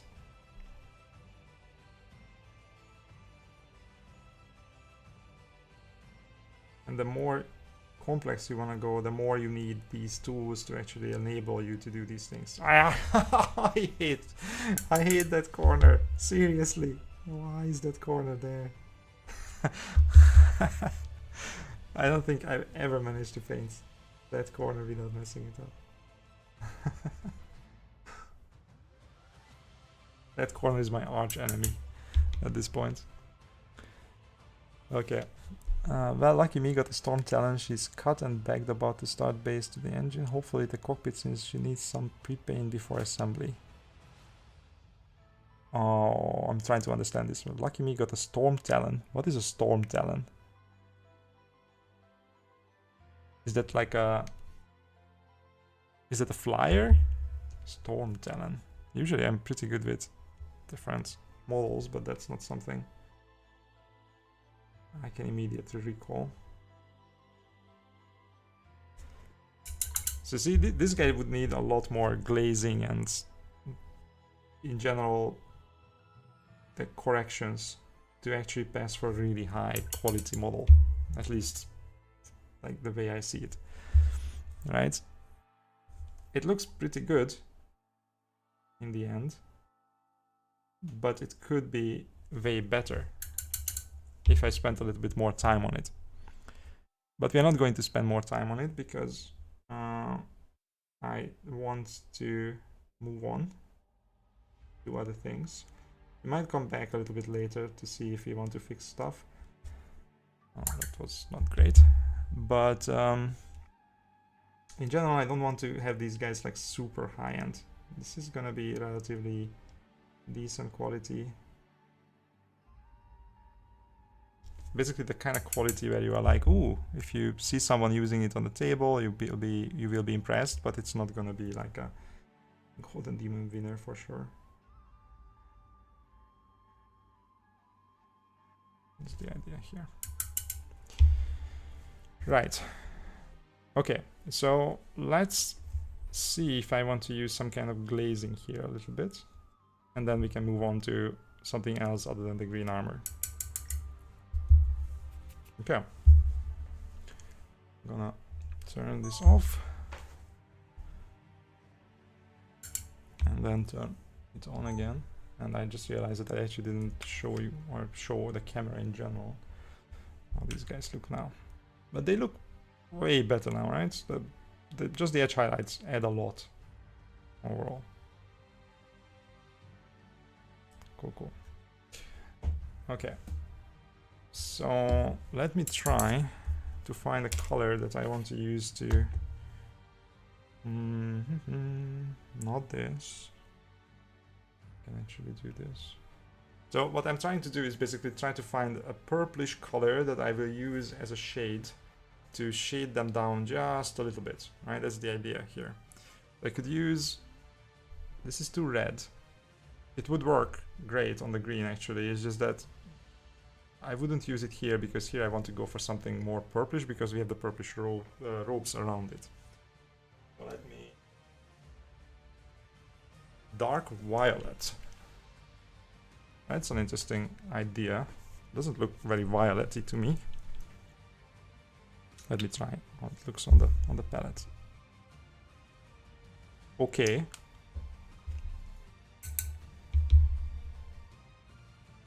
Okay. Well, I like that one. Right. So we are using a violet color, which looks way more violet when it's on the palette than here, right? And I think I need to add some. Sorry, I just realized I need to add a little bit of water to my wet palette because the air conditioning is drying it out. So we are using the dark violet because this is kind of like a purple violet tone, and I want this to be kind of cohesive, so we are going to use this on the green to tie it together a little bit with the purple. That's the idea. I think I need to show you guys the painting rather than my face. So this is how it looks. See? It looks really cool. It's really nice. It's a nice purple. Let me show you the consistency here. So glazing, right? This is how do you do glazing, basically, is the question, right? So first, obviously, you are going to have a little bit of water in your brush, and you are using it to basically dilute the paint like this. Like, I still leave the big blotch there. I'm going to, or like the big blob rather. And I have this, like, as you can see, following the logic from somebody here in the comments, you can see the wet palette under the paint, right? So I separated a lot of the pigments now. I can add more. See, now it becomes a little bit more thicker, but this is still a glaze. This is still a glaze. Now we are layering, right? So we need to add a little bit more. Like, see, this is more like really thin layer consistency, and this is more like a glaze consistency. But that also depends on how much of this you actually leave in your brush, because you don't want to use it like this. This is way too thin. What you want to do is you do this. See how it spreads? That means that there's like water in it that is absorbed by the paper towel, right? See, it still kind of spreads. Now, still a little bit. Okay, now if you look at this, see, it's still there. The paint is still there. The paint is still there, but there is no wetness in it, basically, right? So now I take it from here. It still has the water, some of it, from the cup, which I introduced with the bristles. If I put it here, it's once again absorbed by the paper towel. And if I do this, see? This is glazing, basically. And I'm gonna use something like this, right? And then I remove some of it here. And that's what I'm going to use on the green. I hope that makes sense. So the trick to glazing is first dilute the paint and then remove the dilution from the paint, so that now you have less pigments, basically. You don't care about the water that you are adding. The water is only there to dilute the pigments. And then you use the pigments without the water, ideally, in the brush, right? So if I add this, there's very little moisture in it, right? Now I'm glazing it into the shadow areas of the model. See, like that. And I can dial it in. Now I actually added a little bit more, just a tiny bit more pigment into it.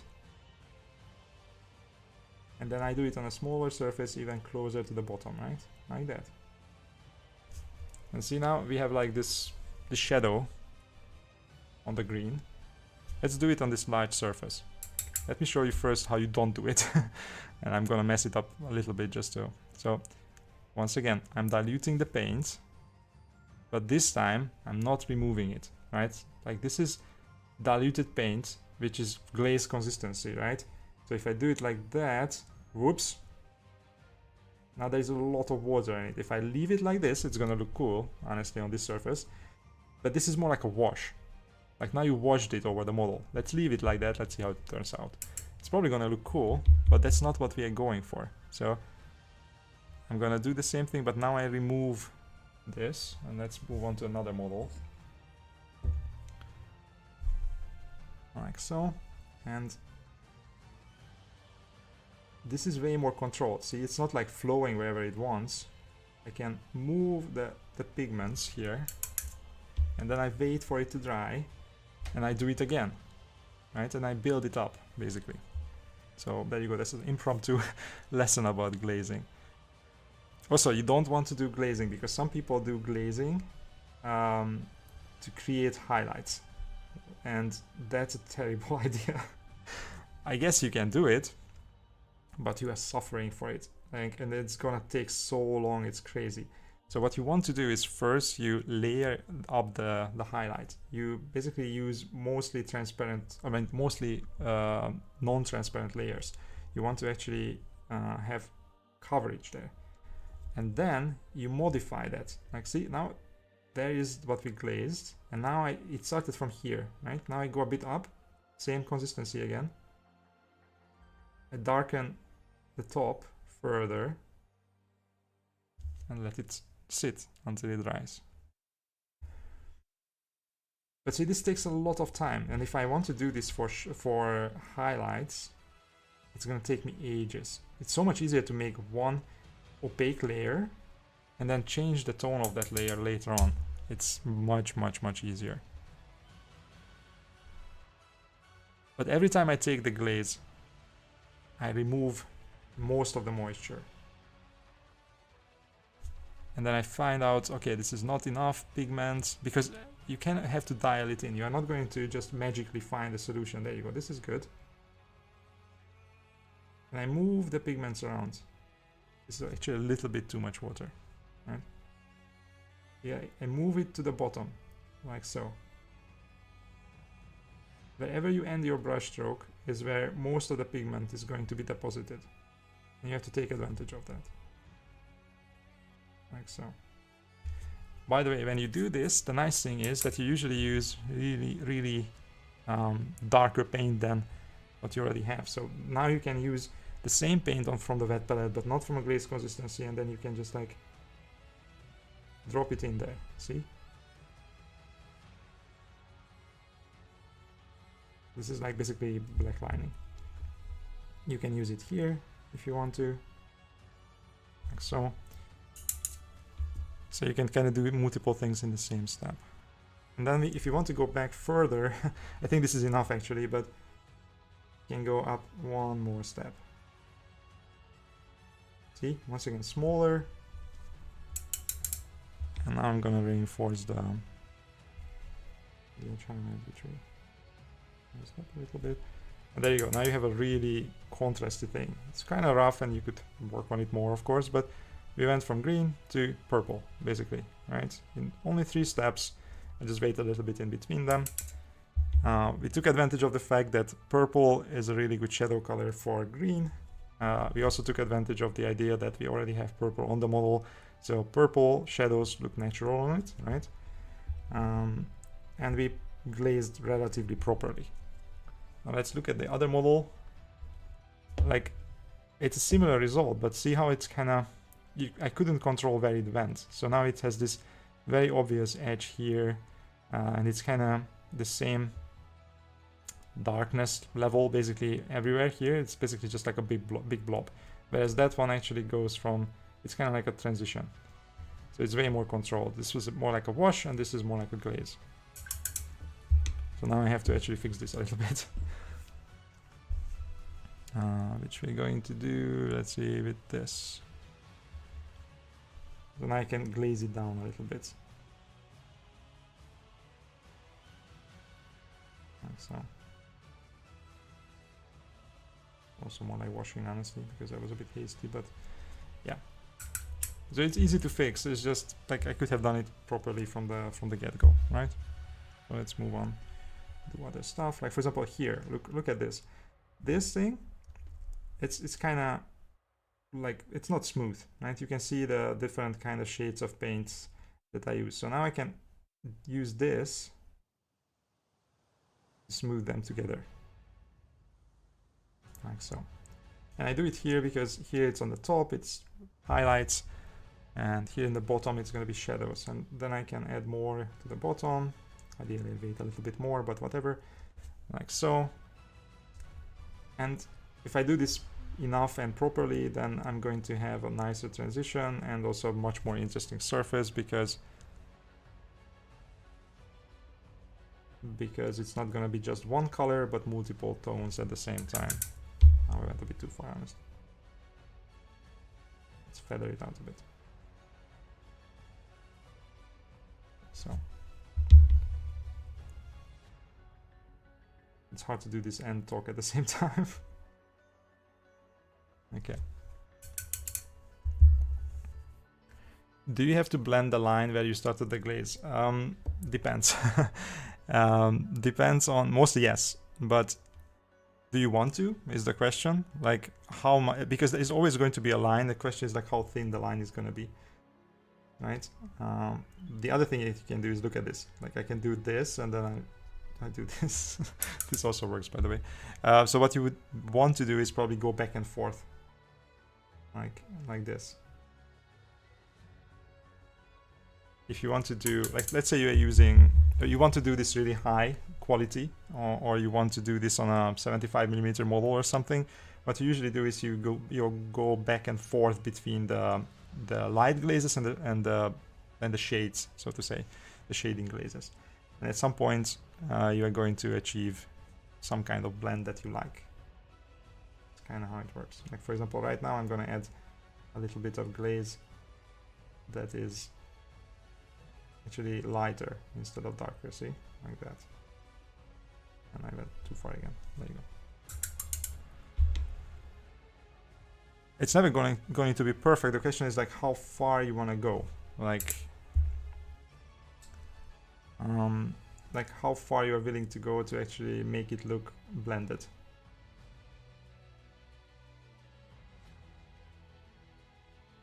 The thinner the line, the smaller the dots, you know, like the bigger the resolution that you are going for, the better it's gonna look in the end.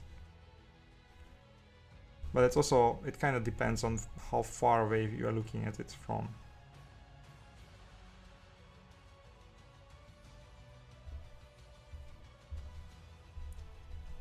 Because the same quality is gonna look much better from far away. But if you look at it really like zoomed in on a monitor, of course it's gonna look much better, much worse.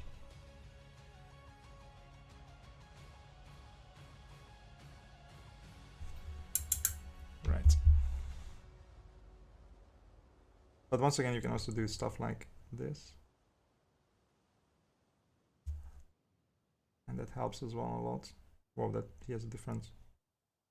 Oh no, I'm just an idiot, never mind. I also do this. Oh, yeah, it kind of works. I'm gonna add a little bit of definition on this thing with purple. Nice. Okay, so that's this guy. We already started the other guy, right? Like we have the nice...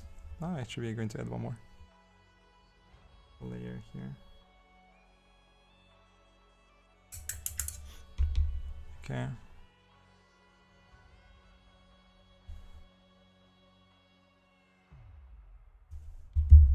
Okay.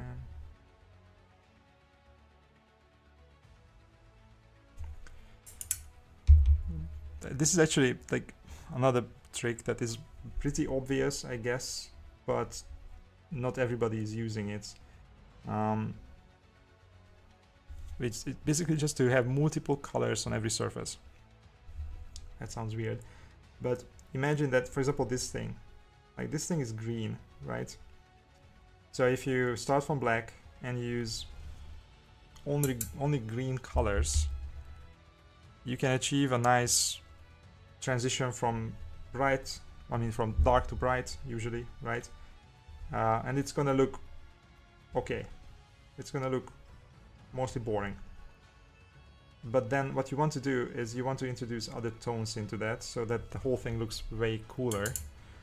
And the way we did this here is that first I introduced yellow in it, right? Like the highlights here, I know it's not obvious, but because this looks kind of green, but we use this color to achieve it. So I added yellow into the green, and that already made it much more interesting. That's why one of the reasons why those highlights pop so much. Then, to make it more interesting, now we are adding this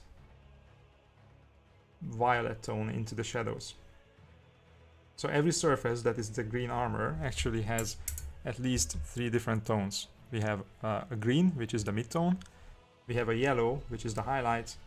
And then we have a violet purple kind of thing in the shadows, right? So instead of just a single green, now we have 3 colors on the same surface, which looks way more interesting to your eyes than just one. Because normally, like in nature at least or something like that, nothing looks like that. Nothing is like, it's not true, like maybe some artificial things that we do, like plastics or something, but mostly things usually don't have a single tone, right? The shadows, the light areas, stuff is different, like things are reflecting in them, different light conditions, stuff like that. There you go. So this, I want to say this guy and this guy are already shaded. This guy is not. Right? Okay.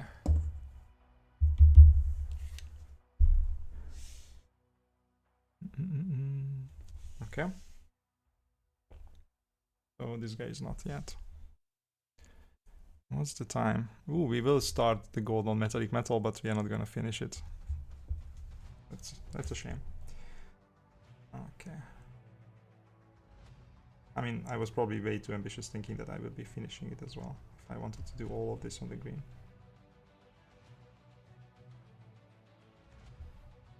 But just out of curiosity, like, do you guys use these tricks? Like, do you guys use various colors and stuff like that? Or is this like more advanced?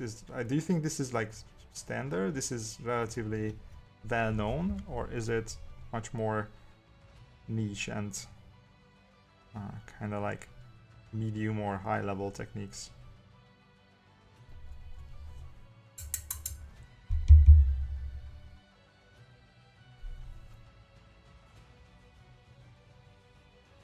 Because initially I wasn't using this too much, but nowadays I can't I can't not use it in a way. Like every time I look at the color or like a surface that I want to paint, usually I come up with at least a mid-tone and a different tone for the shadows and a different tone for the highlights to make things a bit more interesting.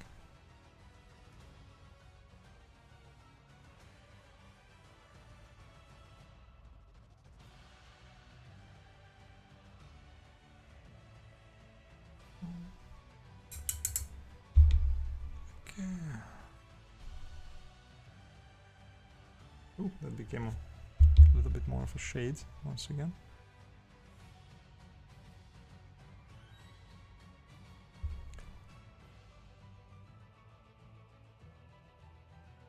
Yes, but talking about brush control and paint consistency in real time is great. Yeah, I think so too. Like, it's so much easier for me to show stuff like this when I immediately can demonstrate as well in a way. And don't forget that, like, I'm decent with these things, I think, but obviously I'm not at the level of some of the really good painters, right? It's like there's probably a lot more. Oops, that was not a good idea. A lot more tricks, a lot more techniques that I don't maybe even know about. I'm pretty sure that some of the guys who are, I mean, not even talking about Golden Demon level, because that's just like, that's not even the highest level these days. I think there are people who never go for the Golden Demon and would probably be way better than normal Golden Demon out there. So there's like absolute masters of this. It's crazy how good some people are. Like, it's actually discouraging if you look at Instagram sometimes.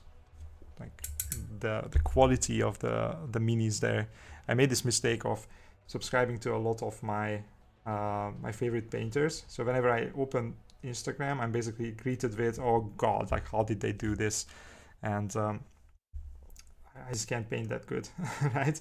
But at the same time, it's also cool because it gives me something to strive for and also ideas of how to do things differently, because I always find stuff that, ooh, you can do that, that's awesome, I want to try that, and that's cool. But at the same time, it's also a bit daunting, I guess. Right, like that. Let me actually do this.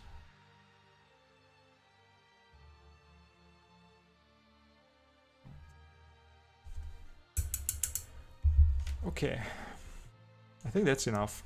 Like, we did enough for this to look good. So here we go. This is the green. This is the green.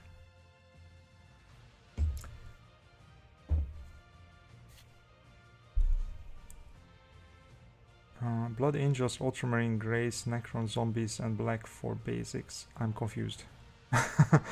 Lucas Zaba and his Pegasus, for example, he and Jan Sokap from Crown Miniatures are insane. And Eric Svinson is, oh yes, yeah. Lucas Zaba, I need to look up what he does. I heard some of the names of these guys, but Eric Svinson, holy crap. Yes. One of my favorite painters, actually. I think he's fantastic. I also watched some of his streams. Lately I haven't watched any, but I'm pretty sure he still does them. Yeah, it's great. One of my favorites is Arnau Lazaro. Whenever I see his stuff, I'm not sure, like, there are these painters, you know, like Arnau Lazaro and Sergio Calvo for me, and a couple of others, where you find something on Instagram, you look at it, and it's like, I know this is the guy, like that guy painted it, and it is usually that guy. Like, they have such distinct styles, and they are just, yeah, fantastic. So I guess we all have people to strive towards, right? Like, that we want to basically achieve that kind of level, and those guys are fantastic. Okay, so let's do the gold, I think. Right? Yeah.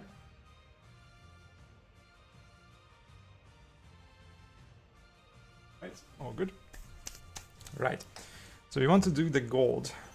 For the gold to actually work, I would need to fix a couple of things here, right? So first, what we're going to do is we are going to fix a couple of overpaints on the things that need to be gold.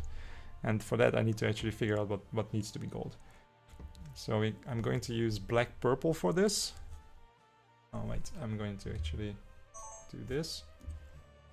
You guys aren't going to notice anything, hopefully. I'm just switching the camera recording on. Okay, so black purple. This is the color that I use to block out colors, basically. And I'm using this nowadays instead of the black, simply because this has a little bit of color in it. And I'm obsessed with, I guess, a little bit obsessed with adding color to everything. It just looks better than plain black. Plain black, rather. Okay. Talking is getting difficult. I'll take several hours. Okay, so what I want to do is I want to find things that are overpainted with some other color and that they are supposed to be gold, right? So for example, here, like this thing, I think needs to be gold, right? This trim. Is this gonna be gold? Probably not, but we can still paint it. I think this is gonna be white. Right. Same here. Now the question is, why am I doing this? I could just paint the first color on it. But the thing is, we are painting very small scale models, and any kind of neatness is gonna show, if that makes sense. Like, if you don't have the base coat, let's call it, of a thing down, and you start going in with the highlight colors already, it's just not going to separate itself properly from the rest of the stuff around it, right? And the overall result, especially if you do this multiple times with multiple colors and elements, is going to be a very not neat model. It's hard to describe this, but try it. Just do this. If you don't do this, if you don't block in the colors before you go in, try to do it. And make sure that you also get the sides. So not just the top or like the surface, but also the sides of that element. And if you do, and you don't change anything else, I guarantee you are going to find that the model that you painted in the end is going to be way neater than without it. It's a little bit of extra time. I even highlight this usually in my guides. I was considering just leaving that part out, but I think it's worth mentioning because this is such an easy small step that you can take to make things look neater.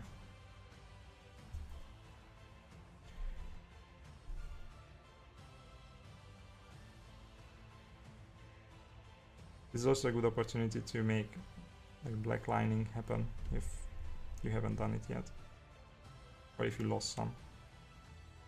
Like separation between elements is very, very important in general. Okay. I mean, we will deal with that later. Okay, that's one. So that's it. Like that's all it takes. Just a little bit of extra effort. This thing is really trying to get off. I'm not sure I really like this that much. Maybe I should have used more putty to hold them in place.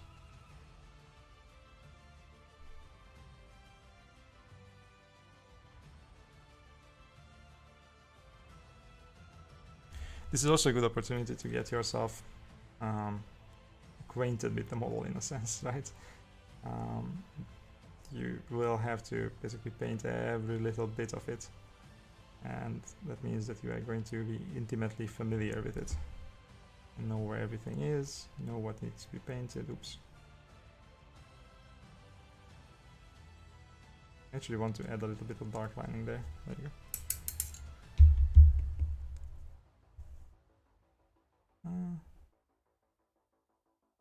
Interesting. Why do you want to get off the base? Please don't do it. So there are some more egregious examples of this like this. Like, see, this, I didn't care about this little skull before. I could just leave it green, but then you're painting over a green surface. And that's gonna look very different from painting over a black-purple surface. We don't want that.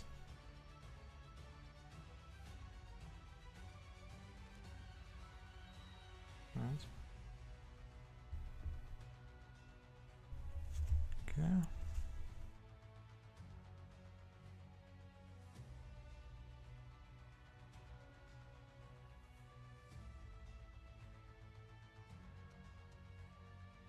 By the way, black purple, because it's basically a purple color, is also a really good base coat for non-metallic metal, especially gold. So I might as well. You can even consider this to be the first base coat.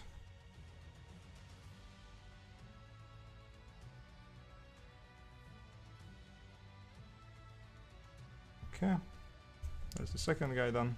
I'm pretty sure that I'm going to find some more stuff to paint, but check the Lucas Zabas entry from this year's Adepticon. Okay, I will. There's actually a lot to be learned from those like really high-end competition pieces. I love those.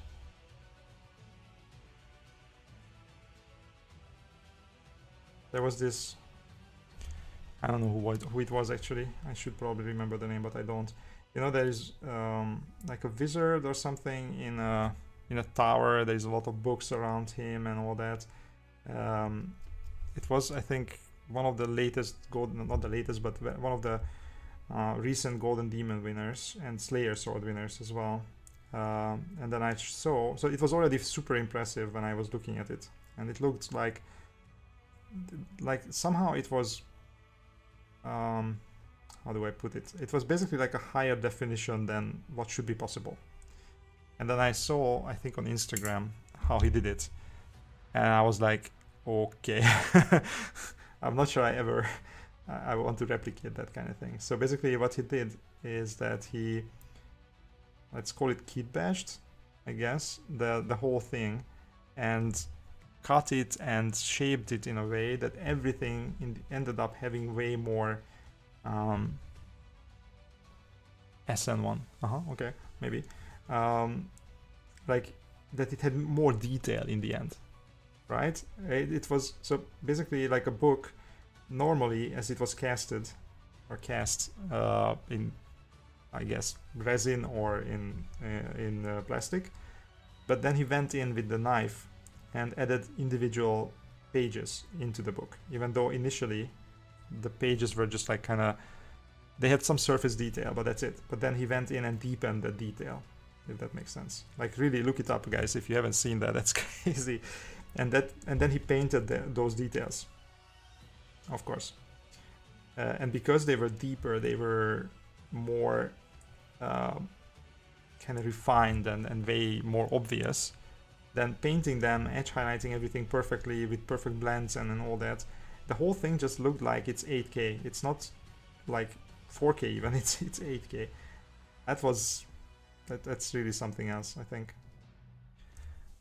But the commitment to that, like that's one of the reasons why I am honestly like, I was considering going like actually trying for a golden demon at some point, not now, but maybe later in life. But honestly, the competition is getting so crazy these days that as a YouTuber in a way, or like a creator, I just don't have the time for that, to even try to compete against that. It's crazy. So I think I'm just gonna enjoy it, watch it. Right, that's it. That's all we needed. Now we have mostly like clean things on the models, and you can also see that right now they are a little bit, so they're green and purple and everything, like something is missing. We need an accent color for here, and that accent color is going to be the gold, and I think the models are going to look way better once we have some gold on them. So let's do that.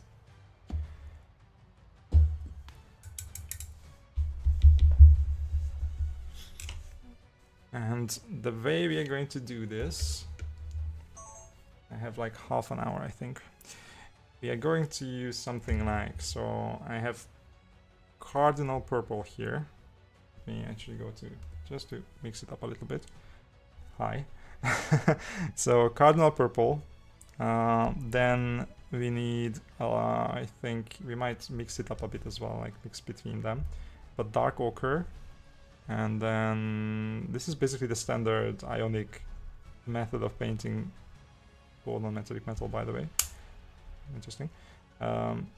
Primary yellow and slime yellow, and then, but the thing is, I'm not sure if we will have place, like a space for all of these, so we will see. And I will probably have to come up with something to maybe ivory or vanilla. Oh yeah, I have vanilla here, that's gonna work. So vanilla, and then a white to finish it off. See, like this is gonna be kind of the progression. I might leave something out, or like simplify a little bit, but depending on how much space I have on the model. But this is kind of what we want. And it's not that difficult actually to get something simple going. Let's start with this. And cardinal purple, like that, and then we're going to go to painting. See?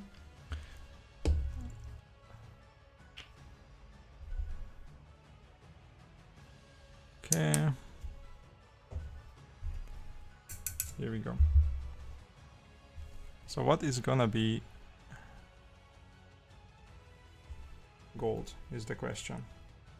This is gonna be gold. Maybe the middle isn't gonna be gold actually, now that I think about it. Just the casing is gonna be gold, I think. This is gonna be gold. That's maybe not. This is gonna be gold.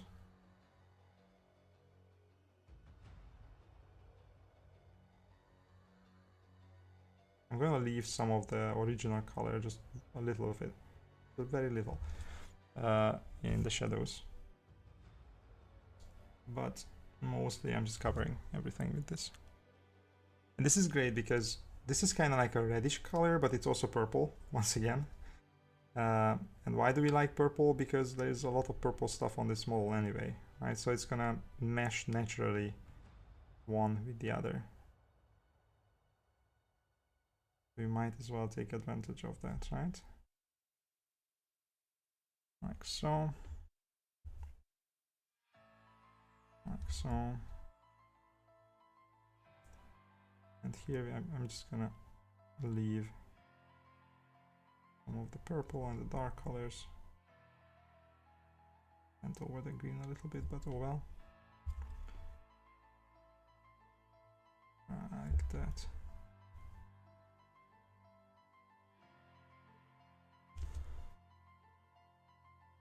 So this is going to be our shadow color, really, right? It's going to be visible in the shadows of the gold.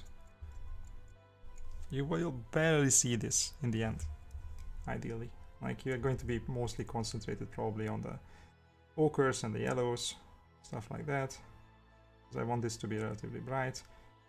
But this is what's going to give us the dark shadows. Yeah, here.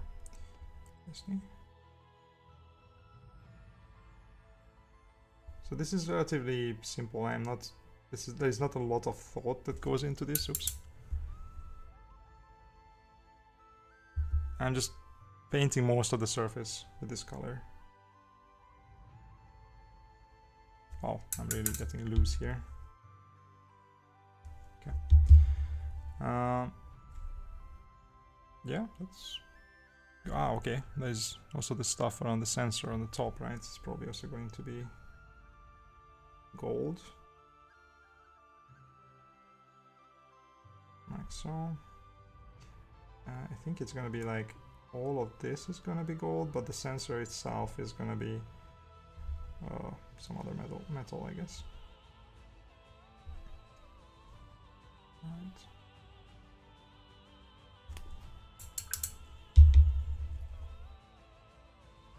Maybe we can also do this.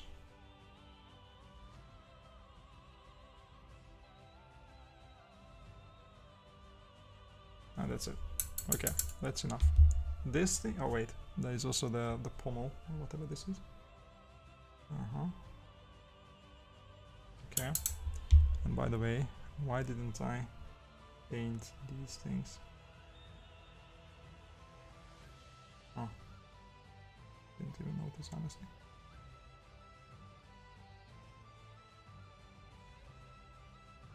Right.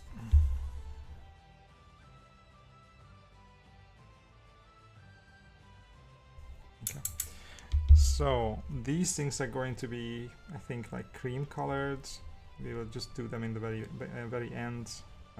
This is white. This is white. I think maybe the sword is going to be red, probably something like that.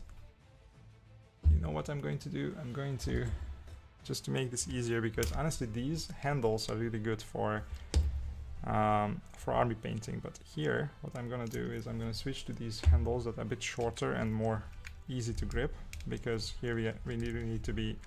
This is difficult. We really need to be precise, and for that I like stuff that is a bit more stable, like this. Actually, I don't like this as much as the old ones.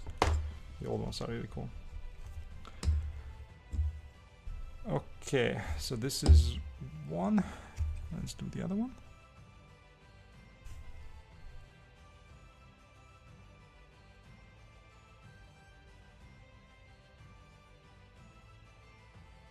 This is gonna be gold.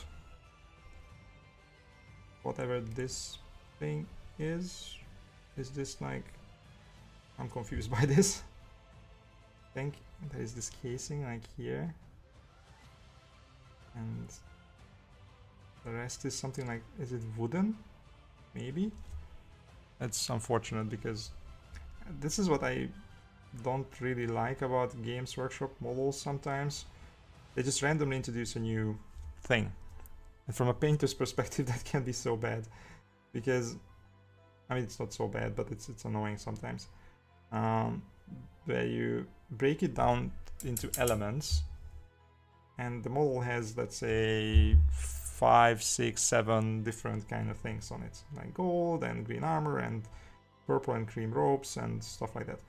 And then they also add like 3 really tiny things that are completely different things. And obviously, yeah, sure, there's more detail, but oh my goodness gracious, now I have to add one more thing and another thing. It's not a big deal, to be honest, but sometimes you're just like, oh, I'm done. Oh, wait. Am I? I still have to paint a single scroll and one tiny wooden thing and one half skull or something, like a bone thing, for whatever reason, right? Okay. And by the way, I'm not sure if like you probably have seen some of my guides already and know why I am painting this essentially red thing when I want to paint non-metallic metal, right? I guess.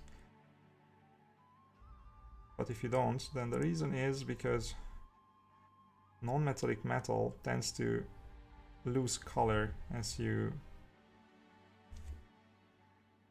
brighten it up. And that's why people, like, that's one of the reasons why people fail at painting reasonably good looking non-metallic metal, because by the time they're done, it looks like it's not metal, it's kind of just like a washed out mess. And that happened to me definitely as well, multiple times. And the way to fix this is basically to constantly battle against desaturation. So you have to use all the kind of tricks that you know with colors to make it so that by the time you're finished, the metal is bright enough, but it still has enough color, has enough tones, basically, saturation, that it looks like metal, or it looks interesting. Because it doesn't matter if there is a big gap between the darkest and the lightest part. So if there is enough contrast, of course you need that for metal to work, but if there is no color in between those things, it's still not gonna look like gold. That's the biggest issue. And gold usually has a lot of different tones. Of course, it also depends on what kind of gold you are painting. Now we are going for like something really generic here, something easy. So what we are going to do is do the usual thing where we have like a reddish tone, this cardinal purple, for example. And then we go into ochres. Then I like to use like yellows, because I want to have a bright, really bright gold. You can get by without using yellows, by the way. You can just use ochres. But we're going to use the yellow. And then you want to reduce the size of the highlight drastically in the end, right? To have this like big jump in contrast. And that's where you introduce something whitish, usually. But once you do, usually you use saturation. So you have to build up a lot of saturation in the beginning, in the midtones, in the shadows even, so that later when you lose some saturation, oh, this guy also has the sensor thing going on. So once you lose some saturation, you have enough basically to lose from. That makes sense. If you build up enough, then you can afford to lose some.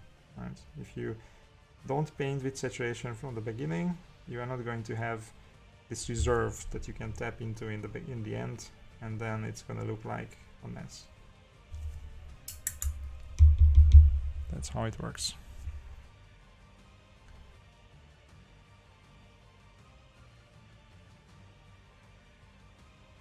Of course, you can do it in a way as well, like people do, that you don't care about this, you just paint. You get the lights correct, and then you start glazing in colors. You can do that for sure. Oh man, I forgot about the little skulls. I guess those are also supposed to be gold, right? So you can do it that way. You can glaze in colors later, but I found it to be much faster and easier if I already have most of the saturation needed at that point. I can still add whatever color or tone I want in the end, but I don't have to redo the whole thing, or like struggle basically in the end to get back the saturation because I already took care of it before. Okay, so this is second guy done.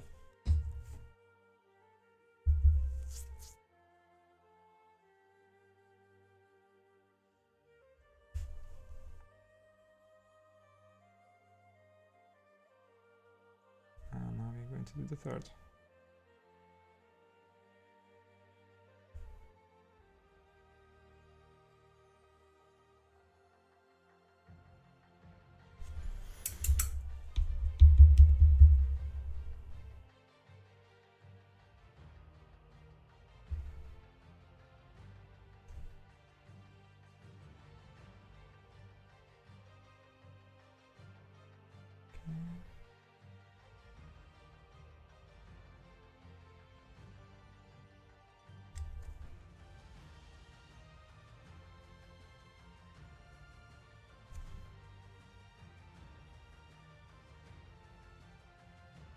Oh, you guys got really quiet suddenly.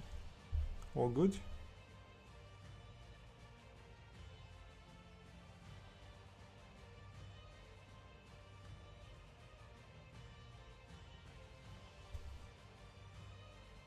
You're still with me?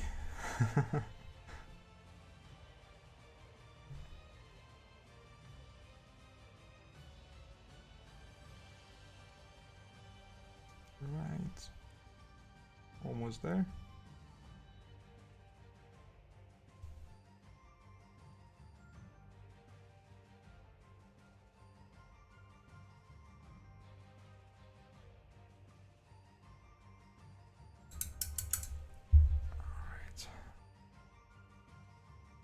And the sensor, of course. Man, I always forget about this.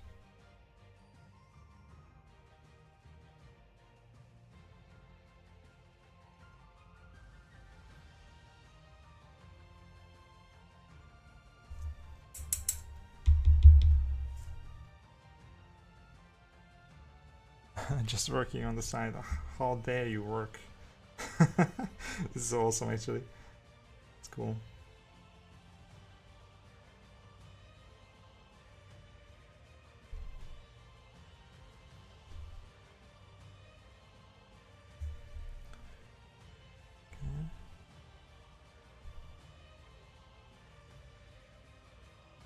Right. Am I missing something? Probably. But we'll deal with it once we get to it, I guess. Right. Just fix this here somewhere. Yeah. Oops. There. Oh, I actually am missing something. I can already see that. Whole cauldron.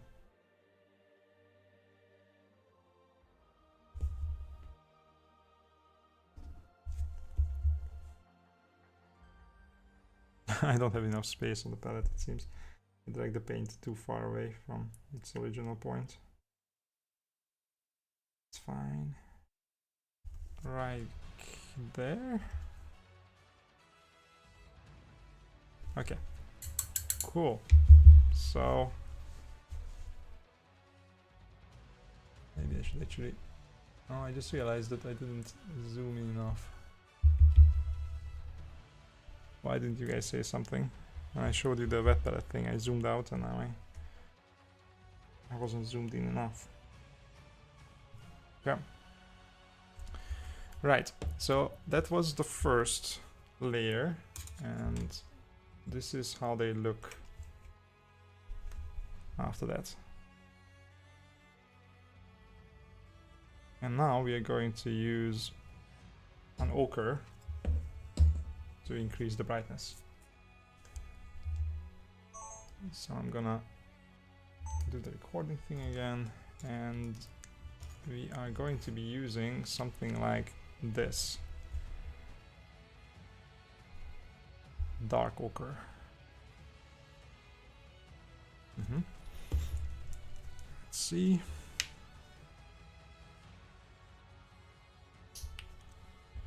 Now normally I would mix the two together to make it a little bit easier to blend it together, but we don't want to be that slow this time.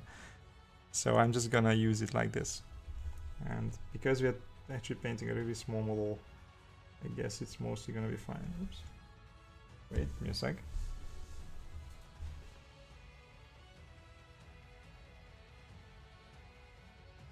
Okay. No worries. Just got a message.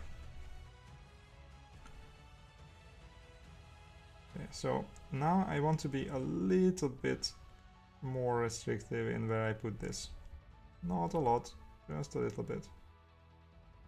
I will leave maybe like 10% of the previous paint still visible, or something like that. Maybe 20 would be better, because I actually want this to be relatively dark, so I should be careful. On the top, like here, I can actually cover the whole thing because that's going to be in the light, right? But everywhere else, where it's turned away from the light a little bit, I have to be way more careful. Because if I cover too much, it's going to end up too bright. Here, it's actually fine. Okay. The thing with non-metallic is also that the things that you leave are just as impactful. I mean, leave in the darkest color, or the darker color rather, are just as important as the places that you cover. It's very, very important to leave certain bits darker so you actually keep the contrast. If you don't, it's not gonna read as bright enough in a way. So see, this whole surface is pointing basically exactly where the light is gonna come from. That's why I'm just completely covering it. I don't even care about the edge highlights. But this one at the bottom, I'm gonna leave some of it in the original color, because that's basically turning away from the light. This one on the top is gonna be completely covered. This one on the bottom, I'm just gonna add a tiny bit of here. Right, there you go. Like that.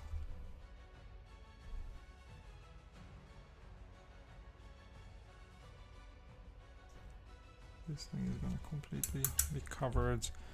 And I can obviously redo the mistakes. So if I make a mistake, I cover something that shouldn't be, I can just come back with the previous color and fix it. Not a big deal. And here's another important thing. You want to do multiple layers, because I know sometimes it's hard enough to do one good edge highlight or one good layer, but that one good layer is probably not going to cover enough. So if you really want to get saturation and make it look really poppy, you need to go back and add multiple layers. And with multiple layers, you actually have the chance to basically use one paint as if it was multiple, if that makes sense. Once again, because you can just use the second layer on a smaller surface,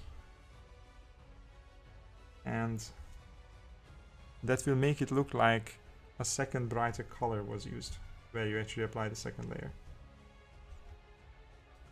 And that is actually a very powerful tool that you can use. It's just annoying that even though you finally managed to do one really nice and thin edge highlight, that's still not enough. You actually have to do a second one and still not mess it up. Right?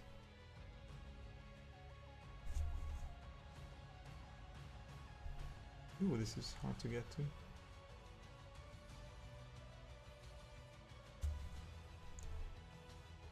It's a little bit of a, like, it's not an easy thing.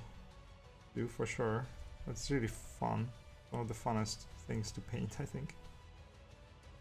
And attempt.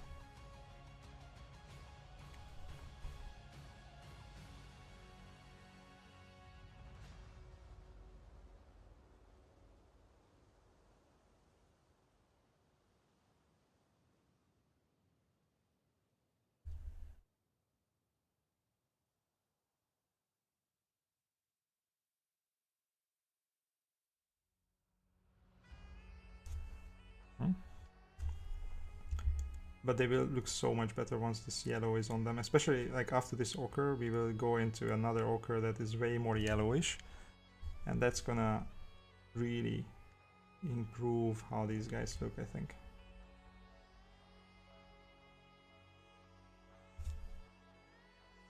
Gradient with opacity, exactly. Once it's basically the easiest way to get a gradient going. You don't have to do much. I just kind of feathered it out there as well. You can also do that.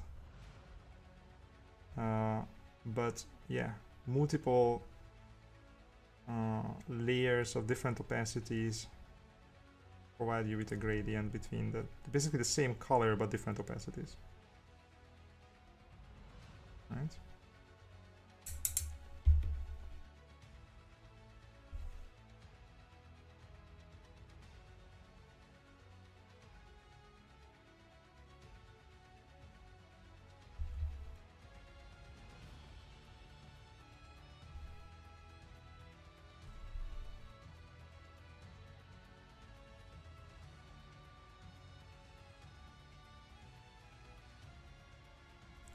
Ooh, time is getting ahead of me a little bit. But gold takes a little bit of time to paint.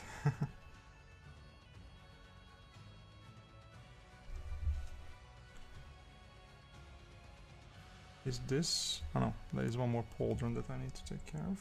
Oh, and there is even more skulls. Jesus, these guys are detailed.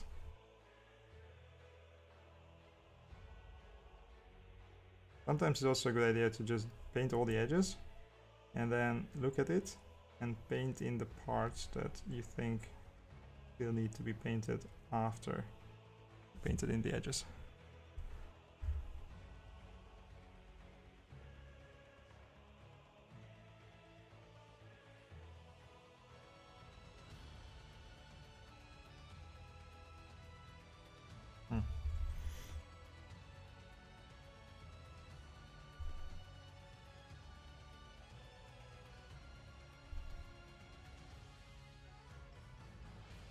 So I'm just going to paint fully because it's very much on the top of the model. Sorry that I'm more quiet than usual, but this requires a little bit more concentration than whatever I was doing before.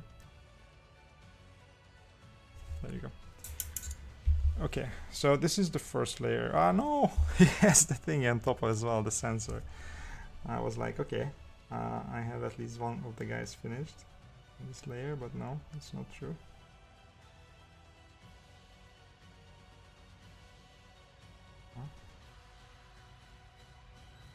It's actually not an easy thing to get to as well.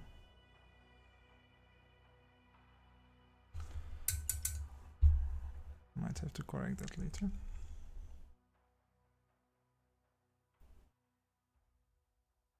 And make it relatively simple.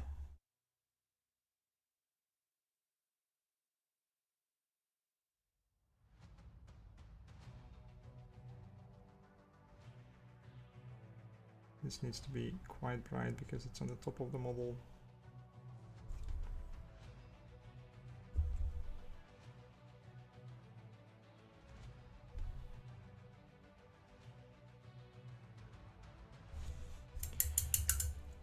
All right. Oh no, still more. Oh, this is gonna take some time.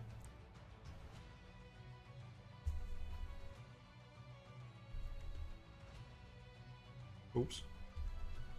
Ooh, I have to be careful. I'm going too fast. Making mistakes.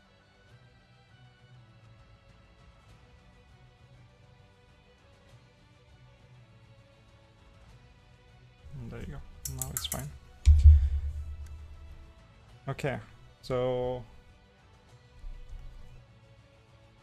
model on the left has the first highlights, model on the right has only the base coat.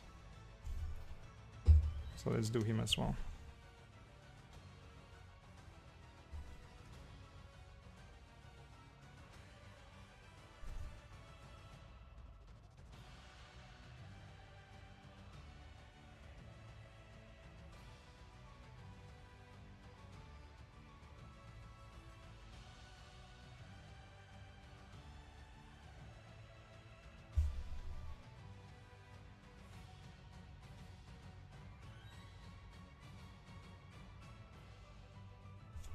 These first layers are not that, it's not that they are not important, it's just that here I can be way more loose than with the next one, or the next ones rather.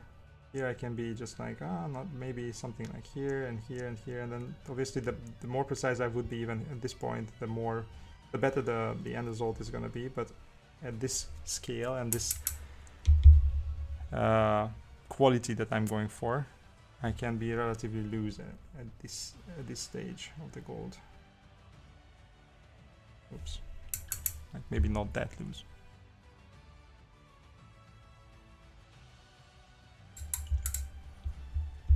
Going through some store and checking single models so I can treat myself a bit. Any tips for Warhammer? I don't care if old world, AOS or 40k. Ooh, well, that's a difficult question, right? Because depends what you like.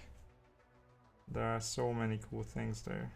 Like, are we talking about big models, small models? Do you want to go for a hero model or a squad?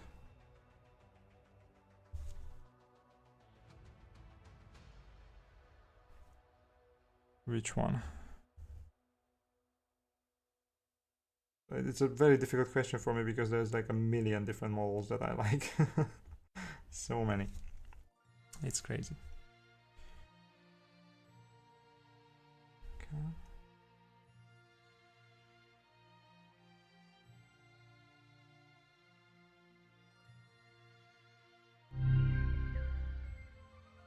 Just gonna do this kind of like rough here, and then we will like probably shade it down a little bit later.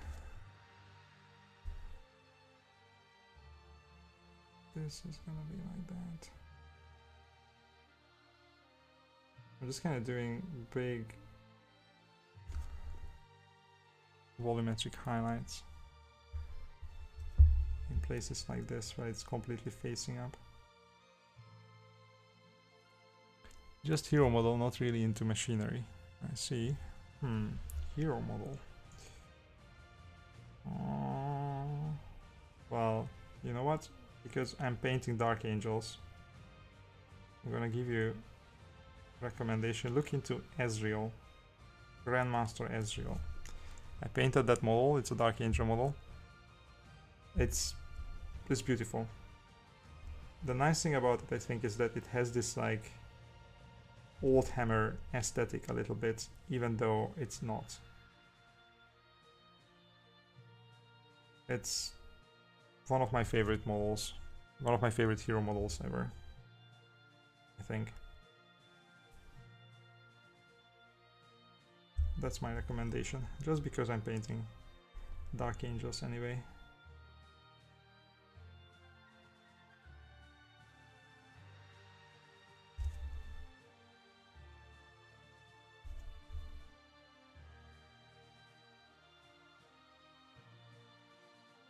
Okay.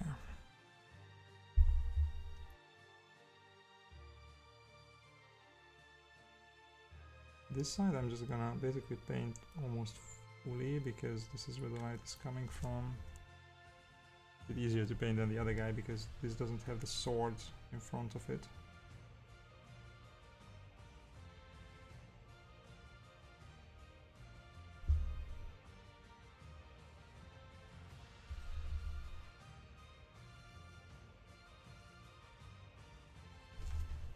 Okay.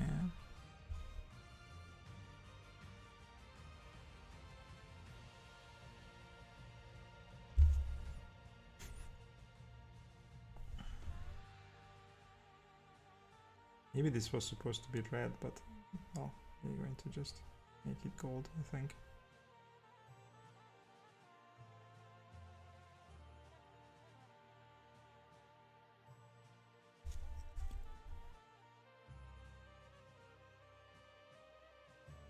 So what do you think, Jan? Do you like Grandmaster Ezreal? Or should I give you another recommendation?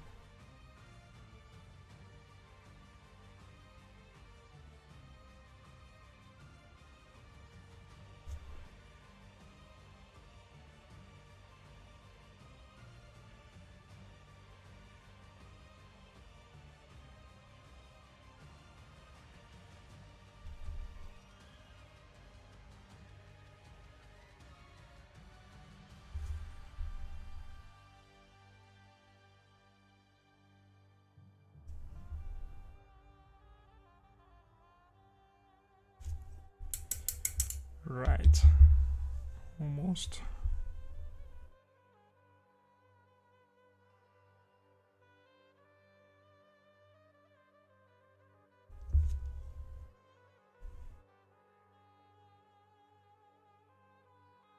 See how much brighter it gets once I add one more layer on top.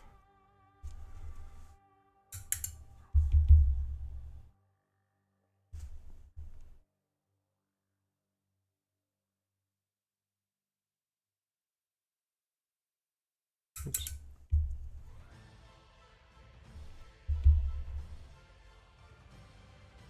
But I think it already shows you how much better the gold is gonna make these guys look.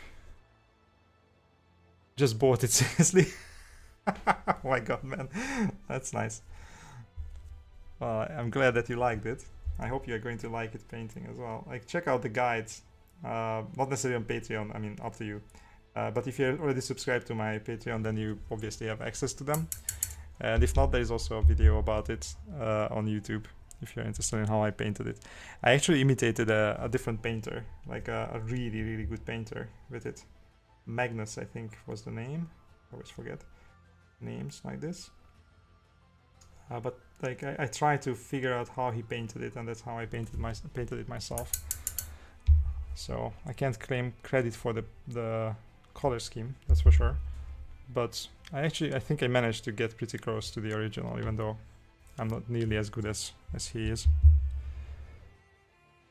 Took Asmodai. Oh, okay. I don't have that one, but I really like it as well. So maybe at some point I will pick it up. Okay, so this is how the guys look. 1, 2, and then this guy is the one that I haven't painted yet, as you can see. So let's just do that quickly.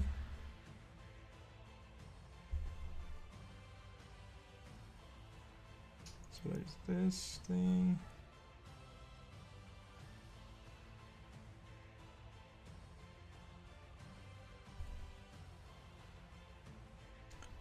And then he has this, obviously.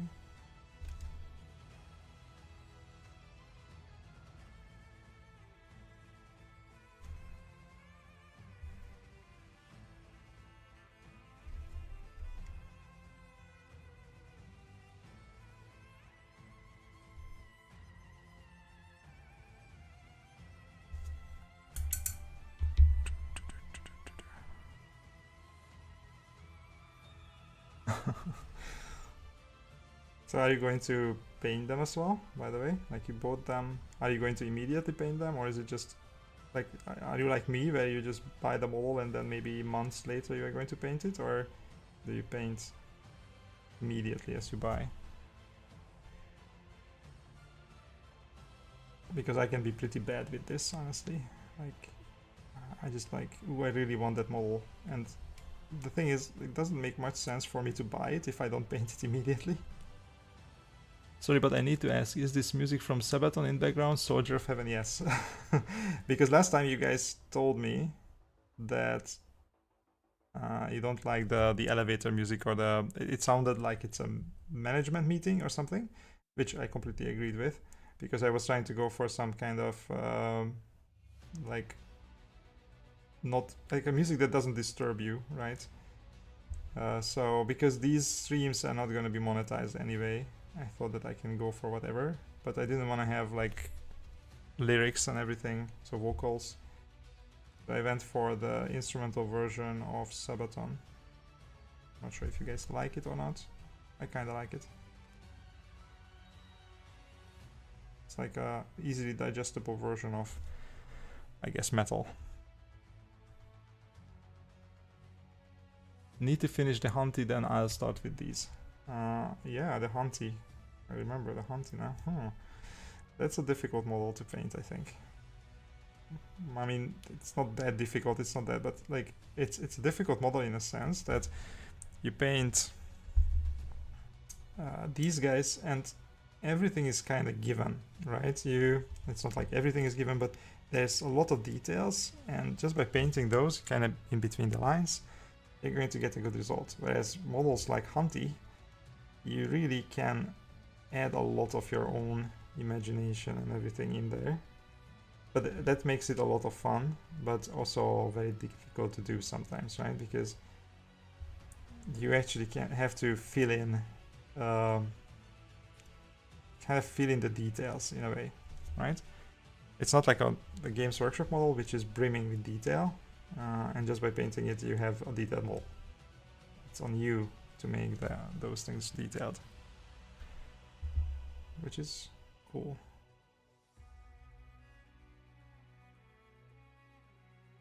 I'm going to do it like that. The sword and the sensor is what we are missing here, right? This is gonna be mostly fully covered because it's absolutely facing the lines. Like that.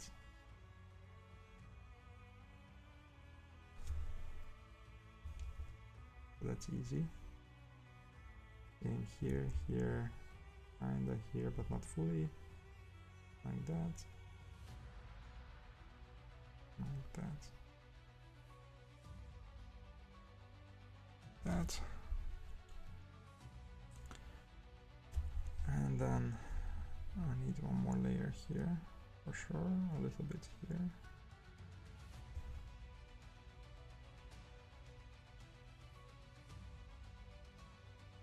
Okay.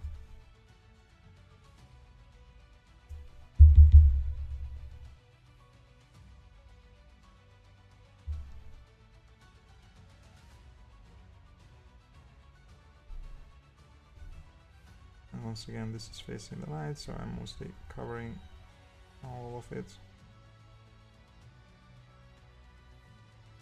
The outer edge.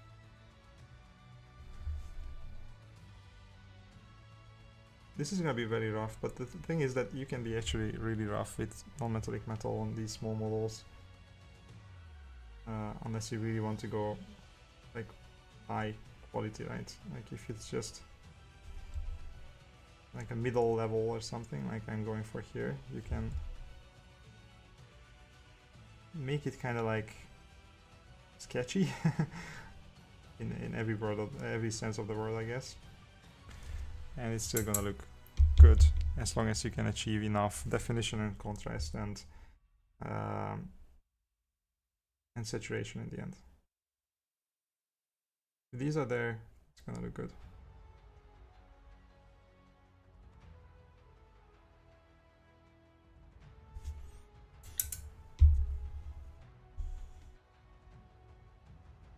Oops. Okay. Okay, that's a little bit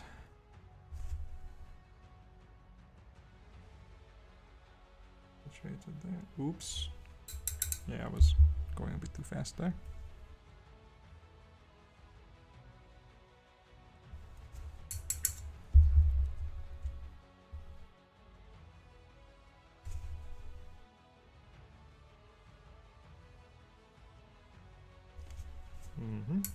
There we go. Okay, so let me quickly fix the brush. So I'm gonna do basically this.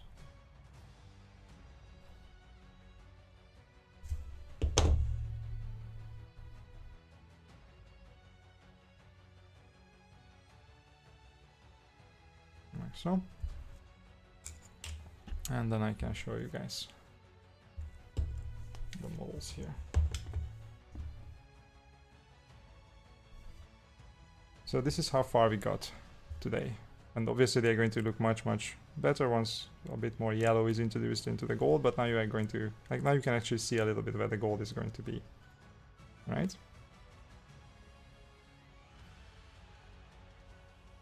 There you go. All right, so going back to my face a little bit, I think for today that's it. I actually painted a lot longer than I imagined because I started earlier and I finished later. But we still didn't get to where I wanted to be. But that's what you get for trying to go for non-metallic metal, right, on a stream. But next time we are going to finish the gold non-metallic metal, and then I will probably do stuff like the white parts, maybe a little bit of the very little actually of still non-metallic metal, which is going to be relatively fast. And oh goodness gracious, I actually forgot to do the green there. Every time I look at these guys I find something else. I'll fix that before the next stream, I think.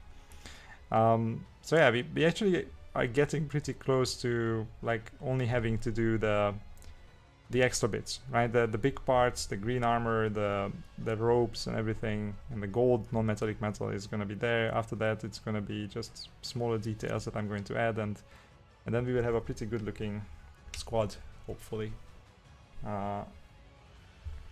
And then I can figure out what I'm going to do for the next stream, but I think we will need at least 2 more streams to finish these guys realistically, right? Okay, so thank you very much guys for being here and being an awesome audience while I was painting. And I hope that you guys can join me next time as well. I will schedule one more stream as usual for Thursday, 2 p.m., which is CEST, right? For now, this is the time that I'm going for. I think I can commit to doing this basically every week, and then we will go from there, see how it goes once we finish this first project, and then maybe we can come up with other things later as well. All right, thank you very much for being here. See you guys next time. Bye-bye.